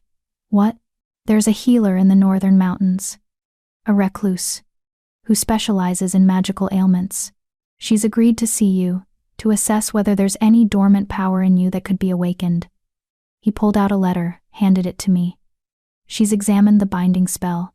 She thinks there might be a way to modify it, to make it less lethal." I read the letter, written in crabbed handwriting. It was careful, non-committal, but there was a thread of hope woven through the formal language. "The vessel shows unusual resilience, possibility of latent capability. Worth investigating." "When?" I asked. "She can see you next week. It's a 3-day journey by carriage, and you'd need to stay with her for at least a month while she runs tests." He paused. "Rena, this could save your life. Or it could be a waste of time while I continue to deteriorate," I said flatly. But even as I spoke, I felt that dangerous emotion stirring in my chest. Hope, that cruel, persistent thing I'd tried so hard to kill. "It's a chance," Jacob insisted. "And right now it's the only one we have." I looked down at Samuel, who had stopped playing and was watching us with those 2 knowing eyes. "What about him? If I leave for a month, if the distance breaks the binding?" "The healer says the binding is permanent now. Distance won't break it, only weaken it. Samuel might become more irritable, might have minor shifting episodes, but he won't be in danger." Jacob's voice dropped. "But you will be. Every day you stay bound without treatment, you're 1 day closer to—" He didn't finish, didn't need to. "Why?" I asked quietly. "Why do you care whether I live or die? You got what you needed. Samuel is stable. Your heir is safe. I've served my purpose." Jacob's face twisted with pain. "How can you ask me that? How can you think I don't care when every single day I've been searching for a way to save you? Because you lied to me," I shouted, and Samuel started at the sudden volume. I forced myself to breathe, to modulate. "You lied to me from the beginning. You manipulated me into bonding with your son. Let me think I was choosing to stay, choosing to love him, when really I was just following the script of your spell. The love was real," Jacob said desperately. "Rena, everything between us was real. The spell required a genuine bond, yes, but what grew beyond that, what we became to each other, that wasn't magic, that was us." "How would I know?" I asked, and I was so tired. How would I ever know what was real and what was the spell? Maybe I only fell in love with you because the magic wanted me to. Maybe Samuel only loves me because the binding forced him to. Maybe all of this is just— Stop, Jacob said, and there was command in his voice now. Stop diminishing what we had. What we could still have if you just— What? Forgive you? I laughed bitterly. Jacob, you're asking me to forgive you for killing me. That's not something you apologize for and move past. Then let me save you, he pleaded. Go to the healer. Let her try. If it works, if you survive this, then we can. There is no we, I interrupted. There's a king who needed a vessel for his son. There's a servant who was stupid enough to fall in love with her executioner. That's all this ever was. That's not true, isn't it? I met his eyes, let him see the devastation he'd caused. If I'd known the truth from the beginning, if you'd told me what bonding to Samuel would cost, would you still have wanted me to stay? He opened his mouth, closed it. The answer was written all over his face. Yes. He would have. Because his son's life mattered more than mine ever could. That's what I thought, I said quietly. Rena, please, go to the healer. If not for me, then for Samuel. He needs you. Samuel needs a living caretaker, I corrected. If I'm going to die anyway, better to try something desperate than to just wait for the combustion. Jacob flinched at the clinical term. So you'll go? I looked at Samuel again, my beautiful boy who I loved more than my own life, who was literally consuming my life just by existing. Yes. I'll go. Relief flooded Jacob's face. Thank you, Rena. I'll make all the arrangements. On one condition, I interrupted. Anything. When I leave, you don't come with me. You don't send letters. You don't check on my progress. I forced the words out past the lump in my throat. I need distance from you, Jacob.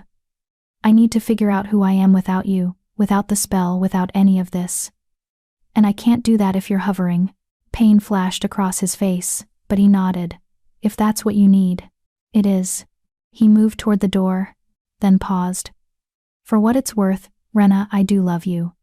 I know you don't believe me, and I know I have no right to expect you to. But it's true. Everything I said, everything I promised, it was all true. Maybe, I said, but true things can still be poisonous. He left without another word. The carriage came for me 1 week later, on a morning heavy with fog. Samuel cried when I said goodbye, not the desperate screams of his infancy, but the heartbroken sobs of a toddler who understood separation. Mama, come back? He kept asking, clinging to my skirts. Mama, come back? Yes, sweet boy, I promised, kneeling to hold him close. Mama will come back. I just need to go away for a little while, but I'll come back. I promise. Promise, he repeated, then held out his tiny hand, pinky extended, a gesture I'd taught him for sacred oaths. I linked my pinky with his, fighting tears. Promise. Jacob stood in the doorway, watching. We hadn't spoken since our last conversation, and we didn't speak now. But our eyes met for just a moment, and in his I saw everything: love, guilt, hope, despair, all tangled together into something too complex to name. Then I climbed into the carriage, and the palace disappeared behind me. The journey north took 3 days, as promised. We passed through forests that grew increasingly wild, villages that became increasingly sparse, until finally we reached the mountains where winter never quite released its grip. The healer's cottage sat at the base of a cliff, smoke curling from its chimney. She was waiting outside when we arrived, a woman of indeterminate age, with silver hair and eyes that seemed to see through skin to soul. You're the vessel, she said. Not a question. Yes. You're dying. Yes. She nodded, as if this confirmed something. Come inside. We have work to do. The month that followed was the strangest of my life. The healer, she told me to call her Mira, ran me through a battery of tests. Some were physical, blood samples, breathing exercises, meditation. Others were magical, sitting in circles of salt and herbs while she chanted in languages I didn't understand, holding crystals that grew warm or cold in my hands, drinking bitter teas that made my vision swim. Through it all, she was searching for something, some spark of power, some hidden reserve that might let me survive the binding. But week after week, she found nothing. "You're remarkably empty," she told me one evening, not unkindly, like a cup that's never been filled. "Most people have at least residual magic echoes of their wolf, traces of inherited power. You have..." Silence. "I could have told you that," I said bitterly. "Perhaps," Mira agreed. "But I needed to be certain. Sometimes vessels appear empty because their power is so deeply buried it requires extraordinary circumstances to emerge. And mine isn't buried, it's just absent. So it would seem." I laughed, and it came out broken. "So that's it then. I'm going to die, and there's nothing anyone can do about it." "I didn't say that," Mira corrected. She sat across from me, her strange eyes boring into mine. "There might be another way, dangerous, unprecedented, probably insane. Tell me." "The binding spell requires a vessel with dormant or absent magic. But what if we gave you magic, not awakened from within but gifted from without?" She leaned forward. "What if we found a donor, someone willing to transfer a portion of their power to you? It would give you something to push back with, something to create the balance you need." "That's possible? In theory. It's never been successfully done with a binding spell, but the principle is sound." She paused. "The problem is finding a donor. The transfer is permanent, they'd lose that portion of their power forever. And it would have to be someone whose magic is compatible with yours, which is impossible to determine without..." "Without what?" "Without testing every wolf in the kingdom," Mira finished grimly. My heart sank. "So it's impossible." "Not impossible, just improbable." She studied me. "Unless there's someone who would volunteer. Someone who loves you enough to sacrifice their power without knowing if it would even work." An image of Jacob flashed through my mind. "No, I'm not asking him," I said firmly. "I'm not giving him the opportunity to play savior, to make himself feel better about what he did by sacrificing his precious power. Even if it could save your life? Even then." Mira shook her head. "You're as stubborn as you are empty. It's a terrible combination." "Despite everything," I smiled. "Thank you?" It wasn't a compliment. The month ended with no solution, no miracle, no hope. Just confirmation of what I'd always known.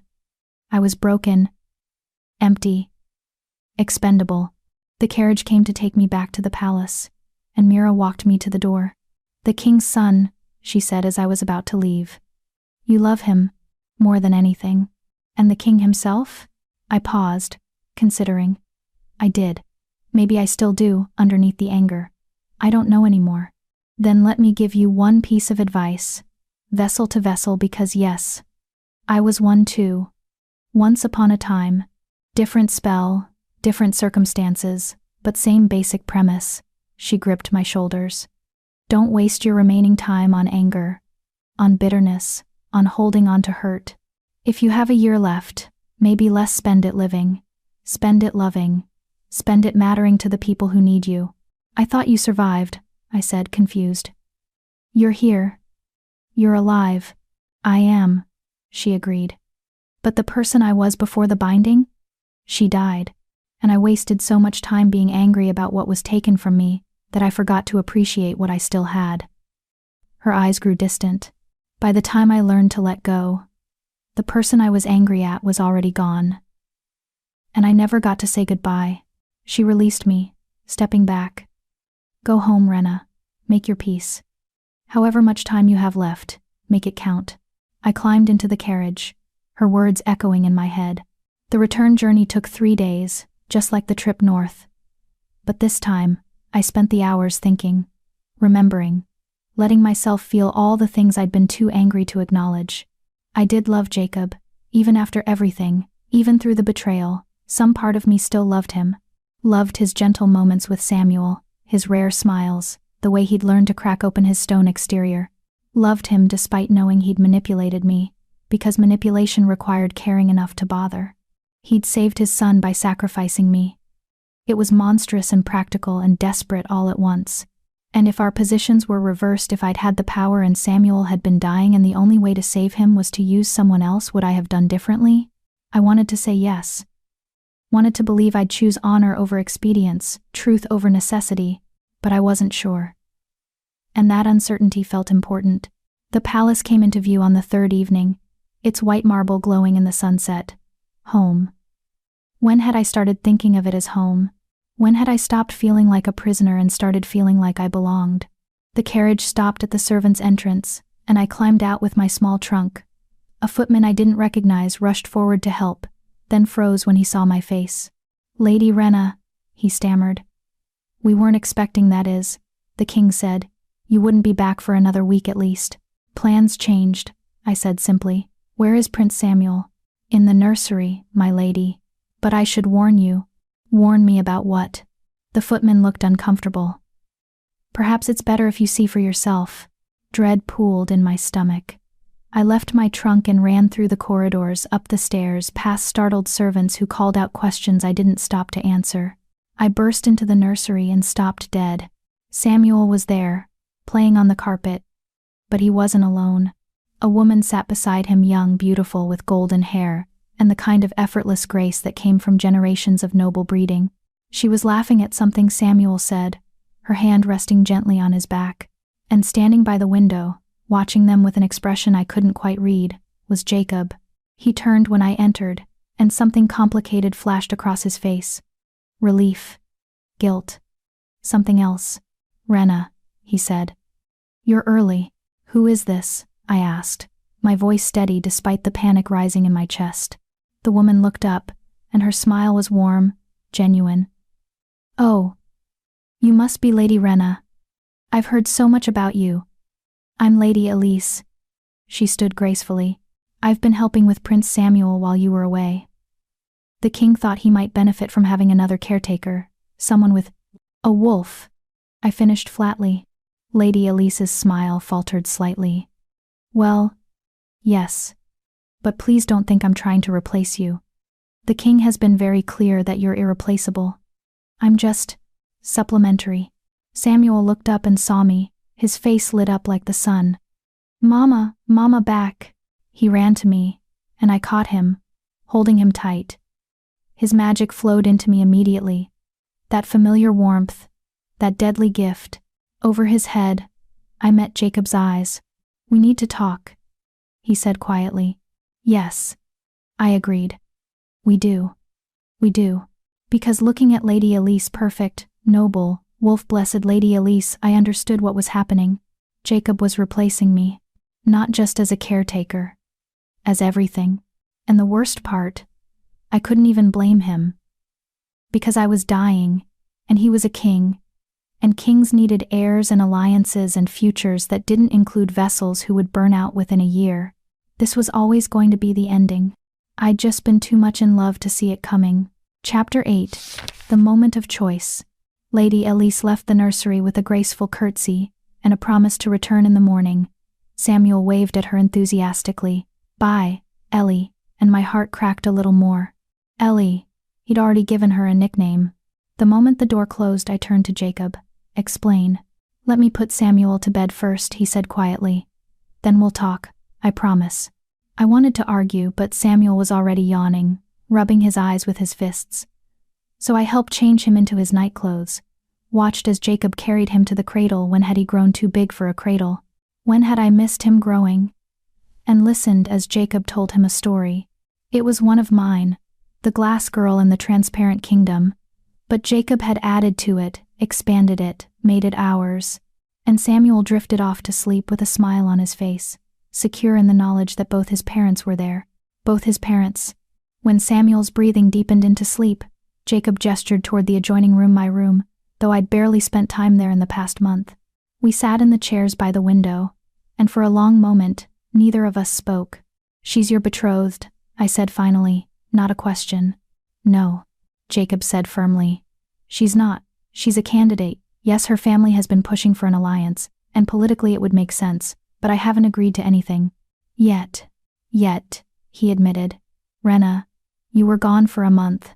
A month where Samuel needed care, where the court was watching to see what I would do, where nobles were circling like vultures sensing weakness. I had to do something. So you brought in my replacement," I said flatly. "I brought in supplementary help," he corrected. "Someone who could ease the burden on you, who could learn your methods so that when," he stopped, couldn't finish. When I die, I completed. You mean when I die and Samuel needs someone else, someone whole, someone with a wolf? Jacob's jaw tightened. Did Mira find anything? Any possibility? No, I interrupted. I'm exactly what I've always been. Empty, broken, dying. I laughed bitterly. She did suggest one option, finding a donor willing to transfer power to me. But that would require testing every wolf in the kingdom, and convincing someone to permanently sacrifice their magic on the slim chance it might save me. So, basically impossible. Jacob was very quiet. Then, I'll do it. What? I'll transfer my power to you. He leaned forward, intense. We can test compatibility. And if it works. No, I said immediately. Rena. No, Jacob. I'm not letting you sacrifice your wolf to save me. You're the Alpha King. Your power is what keeps this kingdom stable, what makes you strong enough to protect your people. I won't take that from you. My son's mother is more important than my power, he said fiercely. I'm not his mother, I whispered, and saying it out loud hurt more than I expected. I'm just the vessel keeping him alive. Lady Elise can be his mother. She has a wolf. She's noble. She's appropriate. She's everything I'm not. She's not you, Jacob said quietly. She doesn't know how to read his moods, doesn't tell him the right stories, doesn't... His voice cracked. Samuel asked for you every single night you were gone. He'd wake up crying, and I'd try to comfort him, but he'd just sob. Mama, want Mama. Lady Elise tried. She's kind, she's patient, she genuinely cares. But she's not you. Tears slid down my cheeks. That doesn't change reality. I'm dying, Jacob. Whether in a year or 2 years or 6 months, I'm dying. And you need to prepare for that. Samuel needs to prepare for that. By replacing you before you're even gone, Jacob demanded. By teaching him to love someone else while you're still here. Yes, I said firmly, even as it killed me. Because better he bonds to her gradually than loses me suddenly and has no one. Better he learns that people leave, that love doesn't always last, while he's young enough to adapt. I don't accept that, Jacob said. I won't accept that. There has to be another way. There isn't. I stood up, pacing. Jacob, I spent a month with one of the most powerful healers in the kingdom. A woman who was a vessel herself and survived, and even she couldn't find a way to save me. This is reality. This is what you chose when you bound me to Samuel without my knowledge or consent. He flinched like I'd struck him. I know, and I'll regret that choice for the rest of my life. But Rena, I can't. I won't just give up on you. Maybe you should, I said quietly. Maybe giving up on me is the kindest thing you could do. I don't believe that. Of course you don't. Because you're the Alpha King, and Alpha Kings don't accept defeat. I turned to face him fully. But I'm not a territory to be conquered, Jacob. I'm not a problem to be solved. I'm just a person who made the mistake of falling in love with a man who saw me as a means to an end. That's not fair, isn't it? I challenged. Be honest with me, Jacob. Really, truly honest. If I weren't dying, if the binding wasn't killing me, would you still want to marry me? Would you still introduce a wolfless servant as your queen? Or would you have eventually done the politically expedient thing and married someone like Lady Elise? The silence that followed was answer enough. I loved you, Jacob said finally, his voice rough. I do love you, that was never a lie. But you're right, if you weren't dying, I probably would have found a way to justify ending our relationship eventually. The pressure from the court, the needs of the kingdom, the requirements of my position. I would have found an excuse. The honesty hurt more than a lie would have. Thank you for finally telling me the truth. But that doesn't mean I want to lose you, he continued desperately. Rena, you changed me. You made me better. You taught me how to be a father, how to feel again, how to let people in. And yes, maybe I would have been weak enough to let you go if circumstances were different, but they're not different. You're dying because of me, and I will do everything in my power to save you, even if that means sacrificing my own magic. I won't let you, I said firmly. Your power doesn't just belong to you, Jacob. It belongs to this kingdom, to every person who depends on you for protection. I won't let you weaken yourself for me. Then what do you want? He asked, frustrated. What would you have me do? Just accept that you're dying? Prepare to watch you burn from the inside out? Move on with Lady Elise and pretend you never mattered? I want you to let me make my own choices for once, I said quietly. I want you to stop trying to save me and just let me live whatever time I have left on my own terms. And what are your terms? I thought about Mira's words, about not wasting time on anger, about making it count. I want to spend my remaining time with Samuel, I said. I want to help him grow, teach him everything I can, make sure he has enough memories of me that he won't forget. And I swallowed hard. I want to forgive you. Not because you deserve it, but because I don't want to spend whatever time I have left being angry. Jacob stared at me. You'd forgive me? After everything? I'm going to try, I said. Because Mira was right, holding on to hurt is just another way of dying. And I'm going to do enough of that already. He crossed the distance between us and pulled me into his arms, and I let him. Let myself sink into his warmth, his strength, his familiar scent. Let myself grieve for what we could have been if circumstances had been different. I don't deserve you, he whispered against my hair. No, I agreed. You really don't. We stood like that for a long time, holding each other, both knowing this was goodbye to something we'd never really had, a future, a chance, a love that wasn't built on lies and death, and desperate magic. When we finally pulled apart, Jacob cupped my face in his hands. If I can find a way, any way to save you, I will. Even if you hate me for it. I know, I said. That's what makes you both a good king and a terrible person. He smiled, sad and broken. Can we start over? Not as what we were, but as co-parents? Friends? Something that doesn't hurt quite so much? We can try, I said. It wasn't enough. It wasn't what either of us wanted, but it was all we had. The next 3 months fell into a new rhythm. Lady Elise came every morning to help with Samuel. She was, frustratingly, genuinely nice. Patient with Samuel, respectful to me, never overstepping or trying to claim authority she didn't have. We developed a careful partnership. I handled the difficult moments, the shifting episodes, the nighttime stories. She handled the public appearances, the court presentations, the noble children's playdates. We were training Samuel to love 2 mothers, knowing one of them wouldn't be there much longer. Jacob kept his distance, mostly. He still came for his nightly visits with Samuel, but the intimacy between us was gone, replaced by something careful and professional, and achingly sad. The magic kept building in my body.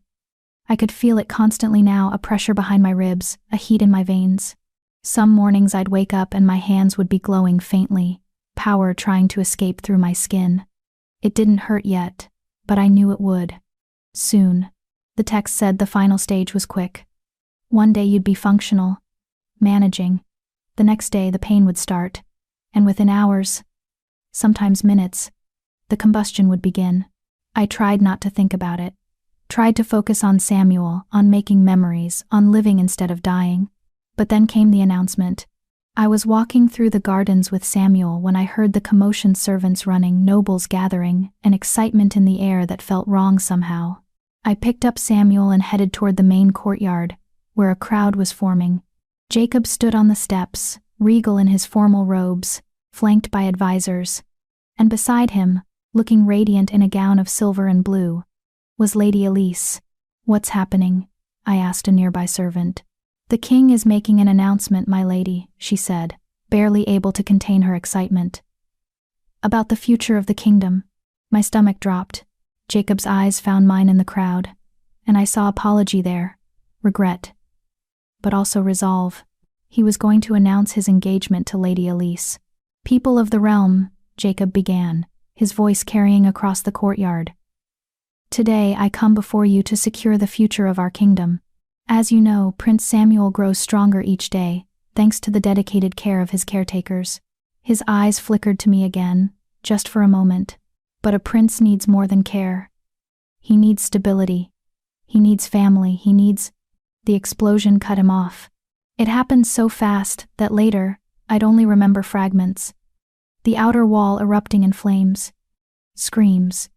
Armed figures pouring through the breach, weapons drawn. Guards rushing to form a defensive line. An attack. Someone was attacking the palace. "Samuel," I screamed, clutching him tighter. He started crying, and I felt his magic surge fear triggering his shifting. Jacob leaped from the steps, already shifting mid-air into his massive black wolf. His guards followed suit, a wave of transforming bodies meeting the attackers. But the attackers weren't just warriors. Some of them were magic users. I could see energy crackling between their hands, spells forming in the air. And one of them was running straight toward me, toward Samuel. This wasn't a random attack. This was an assassination attempt. Someone wanted the heir to the throne dead. I ran, clutching Samuel against my chest. I ran through the panicking crowd, heading for the palace interior. Behind me, I could hear fighting snarls and screams and the clash of weapons. I didn't look back. "Rena," a voice called. Lady Elise, running alongside me, her face pale but determined. "This way. There's a safe room."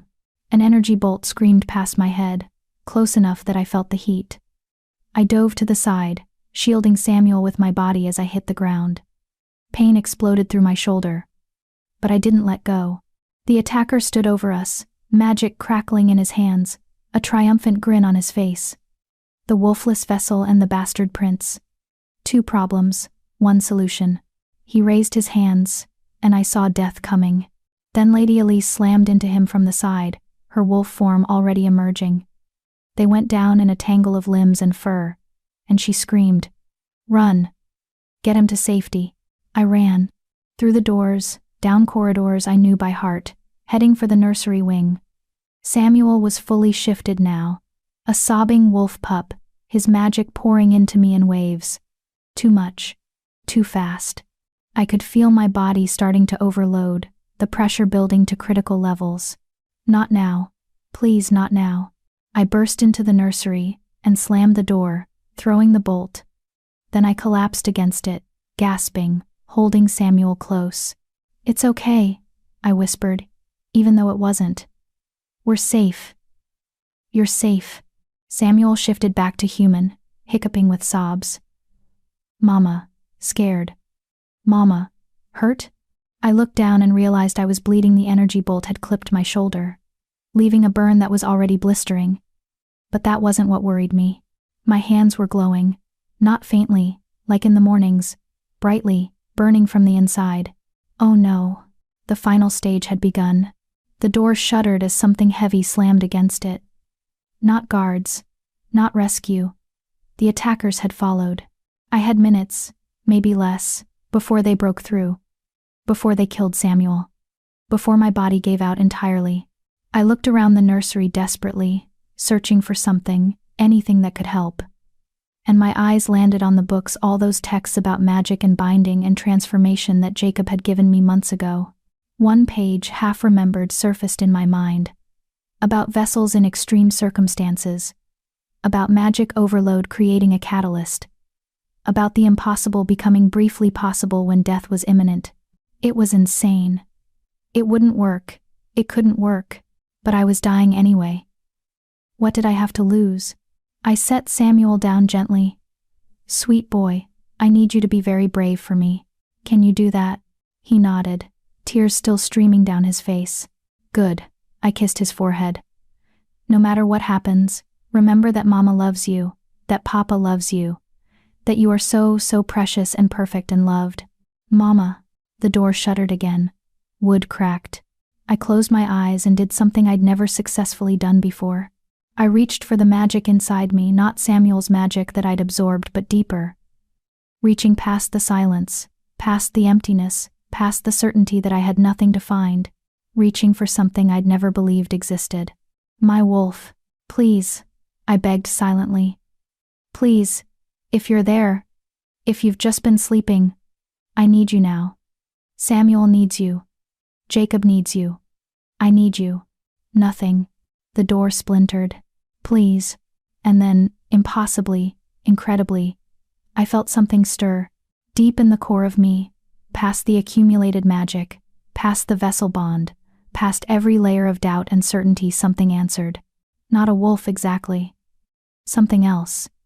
Something that had been waiting 23 years for the right moment to emerge. The door exploded inward, The attacker stepped through, weapon raised. I opened my eyes, and they were glowing gold. "Get away from my son," I said, and my voice echoed with power I'd never possessed. The attacker laughed. "You're wolfless. You're nothing. You're wrong," I said, and felt the magic building. Not Samuel's. Mine. I was never wolfless. I was something else entirely. The transformation happened in reverse. Instead of human to wolf, I went from human to something older, something primal. The magic I'd absorbed from Samuel for months suddenly had a conduit, a purpose, a shape. I became light. Pure magical energy, contained in a human form, burning with power that had been building for 7 months with nowhere to go. The attacker screamed and raised his weapon. I raised my hand, and energy poured out, not destructive, but protective. A shield that wrapped around Samuel, around the nursery, around everything I loved. The attacker's spell hit my shield and shattered. "You can't hurt him," I said, and my voice was strange, layered with harmonics. "You can't hurt anyone I protect." The attacker ran. I stood there, glowing, feeling the magic coursing through me, finally understanding what I was. Why I'd never shifted. Why I'd always been empty. I wasn't meant to hold my own power. I was meant to be a conduit for others. A true vessel. Not a prison for magic, but a transformer. Taking raw, dangerous power and making it protective, useful, safe. The burning sensation faded. The pressure released. The magic that should have killed me instead found its purpose. I shifted back to human form, not from a wolf, but from pure energy. And I felt whole, complete. For the first time in my life, I felt right. Samuel stared at me with wide eyes. "Mama, glowy." I laughed, and it came out half sob. "Yes, baby. Mama's glowy." The door, what was left of it, burst open again. Jacob stood there, still in wolf form, blood on his muzzle. He shifted back to human, naked and fierce and beautiful. His eyes widened when he saw me. Saw the fading glow on my skin. The power still humming through the air. "Rena," he breathed. You shifted?" "Not exactly," I said, "but I'm not dying either." He crossed the room in 3 strides and pulled me into his arms, holding me so tightly I could barely breathe. "I thought I lost you. When I saw you running, when I couldn't reach you." "I'm okay," I assured him. "We're both okay." He pulled back to look at me, his hands framing my face. "What did you do? What are you?" "I'm still figuring that out," I admitted. "But Jacob, I think I've been this the whole time. Not wolfless, just different. A vessel that doesn't just absorb magic but transforms it, uses it." Understanding dawned in his eyes. "You could have died from the binding because vessels aren't meant to be passive. They're meant to channel. And you never knew to try." "Not until I had to," I said. "Not until Samuel needed me to be more than just a container." Behind us, Samuel had fallen asleep on the carpet, exhausted from fear and magic and transformation. He looked peaceful, safe. Jacob's eyes were wet when he looked back at me. "I'm sorry. For all of it. For lying, for manipulating, for almost killing you through ignorance and desperation. I know," I interrupted gently. "And we'll deal with all of that later. But right now, I just need you to tell me one thing. Anything. That announcement you were about to make. About Lady Elise. About the future." I met his eyes steadily. "What were you going to say?" He smiled, sad and hopeful, all at once. "I was going to say that she'd agreed to become Samuel's official guardian, to share in his care and upbringing, as his aunt." "His aunt?" "I was trying to give her a formal role without marrying her," Jacob explained. "The nobles were pushing, and I needed to show them I was securing Samuel's future. But Rena, I never stopped hoping you'd survive. I never stopped wanting it to be you. Even though I'm still not technically a wolf? Even though," he said firmly. "Whatever you are, vessel, conduit, transformer, you're perfect. You're exactly what we need." I wanted to believe him. Wanted to let go of all the hurt and anger and fear. Wanted to accept the second chance the universe had somehow given us. But we'd built our love on lies once before. I wouldn't do it again. We need to start over. I said. Really start over. No secrets, no manipulation, no desperate magic. Just two people choosing each other because they want to, not because they have to. Yes, Jacob agreed immediately. Anything you want. And I want time, I continued. Time to figure out what I am now, what I can do. Time to repair what broke between us. Time to be sure that what we feel is real, not just relief that I didn't die. How much time? I thought about it. Ask me again in a year. Ask me the question that needs answering, and I'll tell you if I'm ready to promise you forever. Jacob smiled, that rare, genuine smile that transformed his entire face. The riddle, I agreed. What, he said softly, is something that once given can never be taken back. Something that grows stronger with time. Something that breaks only when held too tightly. A promise, I answered. But I'm not ready to make that promise yet. Then I'll wait, Jacob said. However long it takes. He kissed me, gentle and careful and full of hope instead of desperation, and I kissed him back, tasting possibility instead of death. We had time now, actual time to heal, to rebuild, to figure out who we were when we weren't just running from one crisis to another. Time to write a better ending than either of us had thought possible. The attack was quashed within the hour. The assassins were captured, interrogated. It turned out to be a coup attempt from a rival family who'd never accepted Jacob's rule. They'd hoped that killing both Samuel and me would destabilize the throne enough to seize power. They'd failed. Lady Elise had survived, though she'd been badly wounded protecting Samuel. She recovered over the following weeks. And true to Jacob's word, she became Samuel's official guardian, an aunt. She took her role seriously. And she and I developed a genuine friendship, two women who loved the same little boy, working together to raise him right. Mira visited 3 months later to assess my transformation. She ran her tests, studied the way I channeled magic now, and finally declared me the first case of a vessel who'd successfully transformed their nature instead of dying from it. You're going to revolutionize how we think about magic, she told me. About people who seem powerless. You might save countless lives. I just wanted to save one, I said, looking at Samuel. Well, Mira said with a rare smile, you did that too. The year passed slowly and quickly all at once.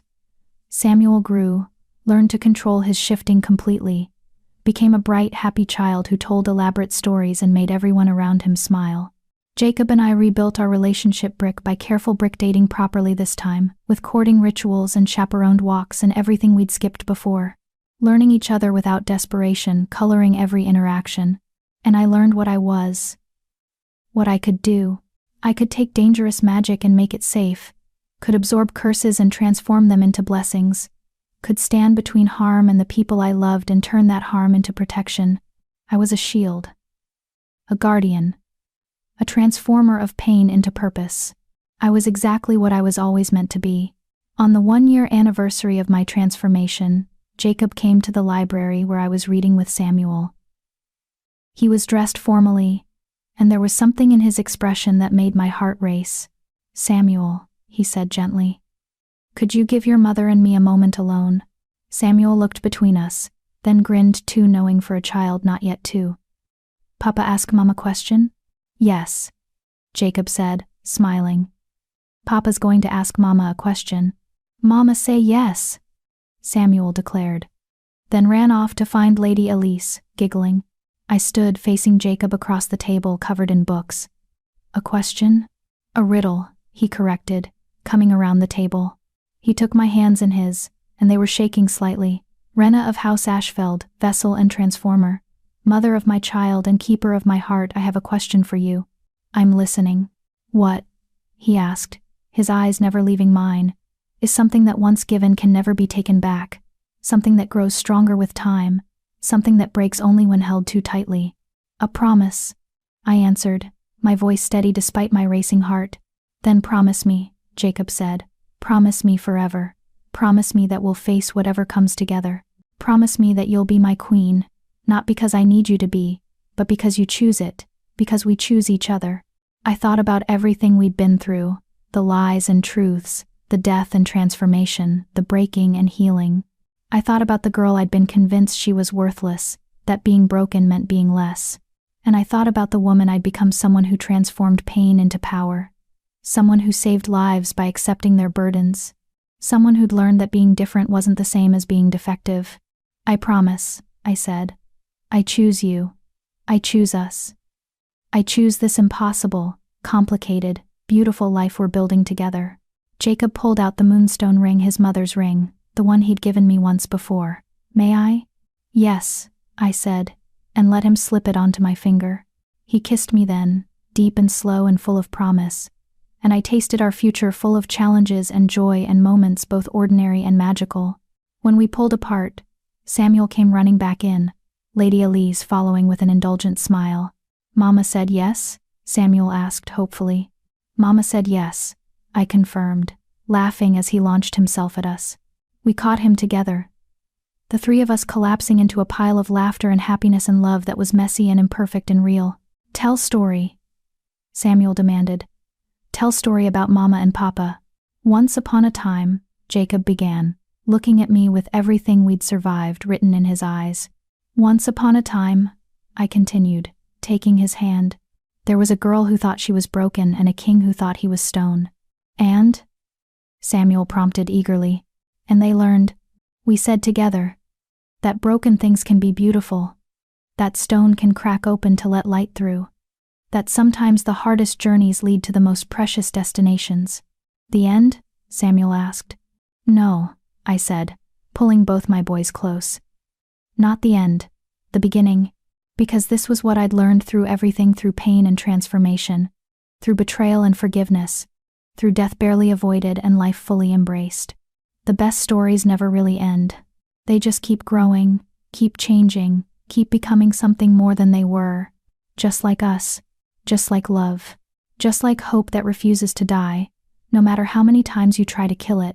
We were broken, we were scarred, we were imperfect, and we were exactly, precisely, perfectly enough. Epilogue. The Glass Kingdom.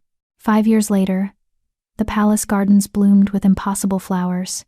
I'd discovered, quite by accident, that my ability to transform magic worked on more than just dangerous spells and overwhelming power. It worked on the land itself, where I walked regularly, where my magic seeped into the soil. Things grew that shouldn't, roses that bloomed in winter, fruit trees that bore year-round, healing herbs that were twice as potent as normal. The gardeners called it a blessing. I called it a side effect, but Samuel, 6 years old now, and entirely too clever for his own good, called it Mama's Magic Garden, and that name stuck. I was walking through that garden now, my hand resting on the swell of my belly. 7 months pregnant finally. It had taken years of research, of working with Mira and other magic users, to figure out how to safely carry a child when my body was constantly channeling transformative magic. But we'd managed it, and the healers assured me that both the baby and I were healthy. A girl, they said. A daughter who would be born with her own unique magic, shaped by everything I was. I couldn't wait to meet her. Mama. Samuel's voice carried across the garden, followed by the sound of running feet. He appeared around a hedge, his formal tunic already grass-stained despite having been dressed less than an hour ago. Mama, come quick. The ambassador from the Southern Isles brought his daughter, and she can't shift either, and her parents think she's broken. But I told them about you, about how you're the most powerful person in the kingdom even without a wolf, and now they want to meet you. I smiled, reaching down to ruffle his dark hair so like his father's. Slow down, sweet boy. Take a breath. He did, bouncing on his toes with barely contained energy. Can you help her? Can you show her she's not broken? I can try, I said, letting him take my hand and pull me toward the palace. But Samuel, you need to understand, not everyone without a wolf is like me. Some people truly don't have any magic at all, and that's okay too. They're not less valuable or less important. I know, Samuel said seriously. You tell me that all the time. But Mama, she looked so sad. The way you look sad sometimes when you think Papa and I aren't watching. The way you looked in your old drawings. I stopped walking. My old drawings? He looked up at me, and his eyes, brown when human, gold when wolf, were far too perceptive. The ones you made before you came here. Papa showed me. You drew yourself as a ghost, Like you weren't really real. But you were always real, Mama. You were just waiting to find us. My throat tightened with emotion. When did you get so wise? I've always been wise, he said matter-of-factly. I just also like jumping in mud puddles and annoying Aunt Elise. People are complicated. I laughed, pure and genuine, and let him continue pulling me toward the palace. The ambassador's family was waiting in one of the formal receiving rooms. The ambassador himself stood stiffly, his wife beside him, and between them, trying to make herself as small as possible, was a girl of perhaps 9 or 10. Thin, with dark hair and darker eyes, she had the look of someone who'd learned to take up as little space as possible. I knew that look. I'd seen it in every mirror for 23 years. Jacob was already there, formal but warm, doing his best to put the family at ease. When I entered, his face lit up the way it always did. Not the cold, empty king anymore, but the man who'd learned to show his heart. Ambassador Christos, Lady Maris, Jacob said smoothly. May I present my wife, Queen Rena, the Transformer. That's what they called me now in official documents. Not the Wolfless Queen or the vessel. The Transformer. The woman who'd changed how the kingdom understood magic and power and worth. Your Majesty, the ambassador said, bowing deeply. His wife followed suit, and after a moment's hesitation, so did their daughter. Please, I said gently. There's no need for such formality. Prince Samuel tells me your daughter has a question for me. The girl they introduced her as Lyra looked up with startled eyes. I don't want to bother your Majesty with. You're not a bother, I interrupted softly, kneeling down to her level despite my pregnant belly making it awkward. And I think I know what you want to ask. You want to know if there's hope for someone like you. Someone who can't shift. Tears filled Lyra's eyes. Everyone says I'm defective, that I'm a shame to my family, that I'll never be anything important because I don't have a wolf. They're wrong, I said simply. And I'm proof they're wrong.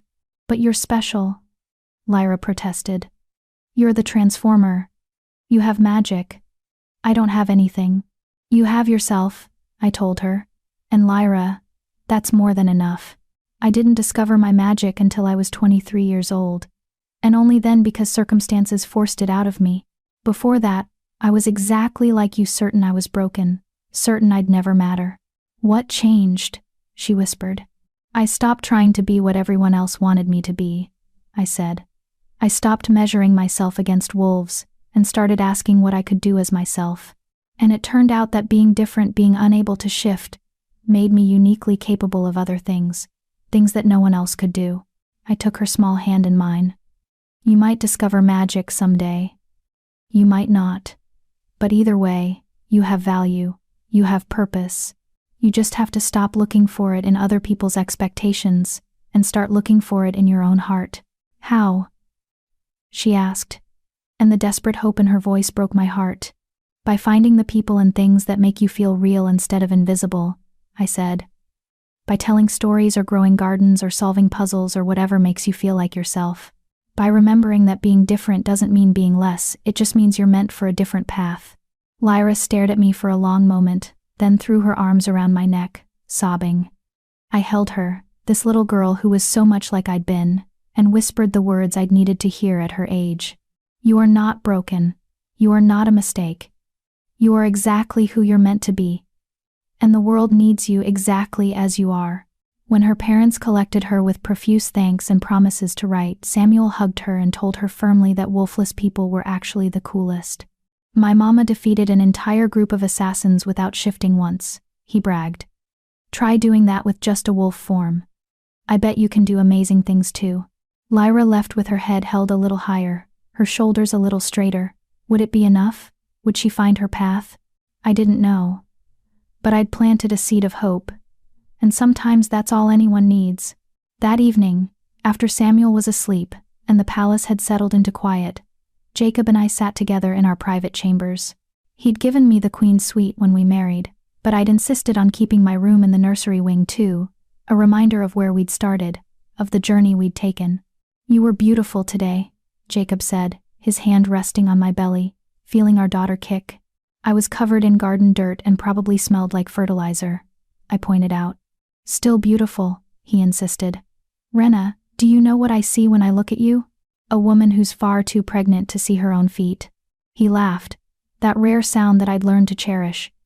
I see the person who saved my son, who saved me, who taught an entire kingdom that power comes in forms we never expected, and that the people we dismiss might be the ones we need most. Careful, I teased. People will think you've gone soft. I have gone soft, he admitted. At least where you're concerned. Where our family is concerned. He leaned in to kiss me, soft and sweet. And I don't regret it for a moment. Not even when the nobles complain about having a wolfless queen. Especially not then, he said firmly. Let them complain. You've done more for this kingdom in 5 years than most queens do in a lifetime. You've changed how we think about magic, about worth, about who deserves respect and opportunity. We changed it, I corrected. Together. Together. He agreed. Our daughter kicked again, stronger this time, and we both laughed. She's going to be trouble, I predicted. With you and Samuel teaching her? Absolutely, Jacob said, then sobered slightly. Are you afraid? About what kind of magic she might have? A little, I admitted. But mostly I'm excited. Whatever she is, whatever she can do, we'll help her figure it out. We'll make sure she never feels broken or less than. We'll give her what neither of us had. Unconditional acceptance from the beginning. The beginning, Jacob repeated softly. That's what you said when I asked you to marry me. That it wasn't the end, but the beginning. And I was right, I said. Look at everything we've built. The Magic Research Center where vessels like me can learn to channel instead of just absorb. The scholarship program for wolfless children. The new laws protecting people with non-traditional magic. The garden that feeds half the city with healing herbs. The family, Jacob added quietly. Don't forget the family. Never, I promised. That's the most important part. We sat in comfortable silence, his hand on my belly, my head on his shoulder, both of us feeling our daughter move between us. Creating life, creating hope, creating a future that neither of us could have imagined when we first met. Rena? Jacob said after a while. Thank you. For what? For not giving up, he said quietly. For forgiving me when I didn't deserve it. For choosing to stay, to fight, to transform everything broken between us into something beautiful. Thank you for giving me a reason to fight, I replied. For showing me that I was worth saving. For being patient while I learned to trust again. Always, he promised. For however long forever lasts, I'm yours. And I'm yours, I said. Broken pieces and all. You're not broken anymore. No, I agreed, smiling. But I'll always be the girl who was. And that's okay, because she's the reason I understand people like Lyra. She's the reason I can help others who feel invisible and worthless. She's part of my story, and I wouldn't erase her even if I could. Jacob kissed my temple. I love you. All of you. Every version of you that's ever existed. I love you too, I said. Even the parts that are still learning not to be stone. We held each other as night deepened outside our window, as our daughter moved inside me, as somewhere in the palace our son dreamed whatever dreams 6-year-olds dream. This was my life now. This was my kingdom, not the realm outside. But this family, this love, this second chance that I'd almost not lived to see. I thought about that girl I used to be standing outside during full moons, waiting to transform, certain she'd never be enough. And I wished I could go back and tell her, you are enough. You've always been enough. Your power isn't in your wolf, it's in your heart. Your courage. Your ability to hold broken things and make them whole. You're going to save lives, change lives, build a kingdom of broken made beautiful. You're going to matter. So hold on. Keep hoping. Keep breathing. Your story isn't over, it's just beginning. And maybe, somehow, across time and space, that girl could hear me. Maybe she could feel the echo of the future she'd someday build. Maybe she could hold on just a little longer, through one more painful day, one more night of doubt, one more moment of despair. Because this love, this family, this purpose was waiting for her at the end of the darkness. And it was worth every broken piece it took to find. Samuel burst into our chambers the next morning before dawn, as he always did, too excited about life to let his parents sleep. Mama. Papa. The sun is coming up and I'm going to miss it if you don't come right now. We stumbled out of bed, Jacob helping me up because pregnant women and quick movements don't mix, and followed our son to the balcony. And there, painted across the sky in shades of gold and pink and violet, was one of those sunrises that make you believe in magic even when you know how it works. Look, Samuel pointed. See how the light breaks through the clouds?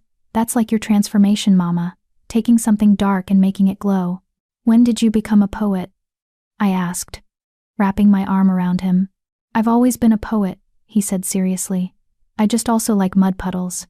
Jacob laughed, wrapping his arms around both of us, and we stood there on the balcony, watching the sunrise broken king, transformed vessel, and the boy we'd both almost lost. Our family, our kingdom, our beginning, and somewhere, maybe, in a small village far from here, a girl who thought she was worthless because she couldn't shift looked up at this same sunrise. And maybe, just maybe, she felt a tiny spark of hope, a whisper that said, "Hold on, your story isn't over yet," because that's what transformation really means. Not changing what you are, but learning to see that what you are has always been enough, always been beautiful, always been exactly what the world needed. Just like light breaking through clouds, just like love surviving betrayal, just like hope refusing to die, just like us. This is the story of how I learned that being broken doesn't make you worthless. It makes you capable of holding broken things and making them whole. This is the story of how I became a mother, a queen, a transformer of pain into purpose.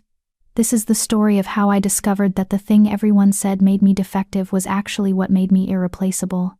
And this is my promise to every person who's ever felt like they weren't enough. You are. You always have been.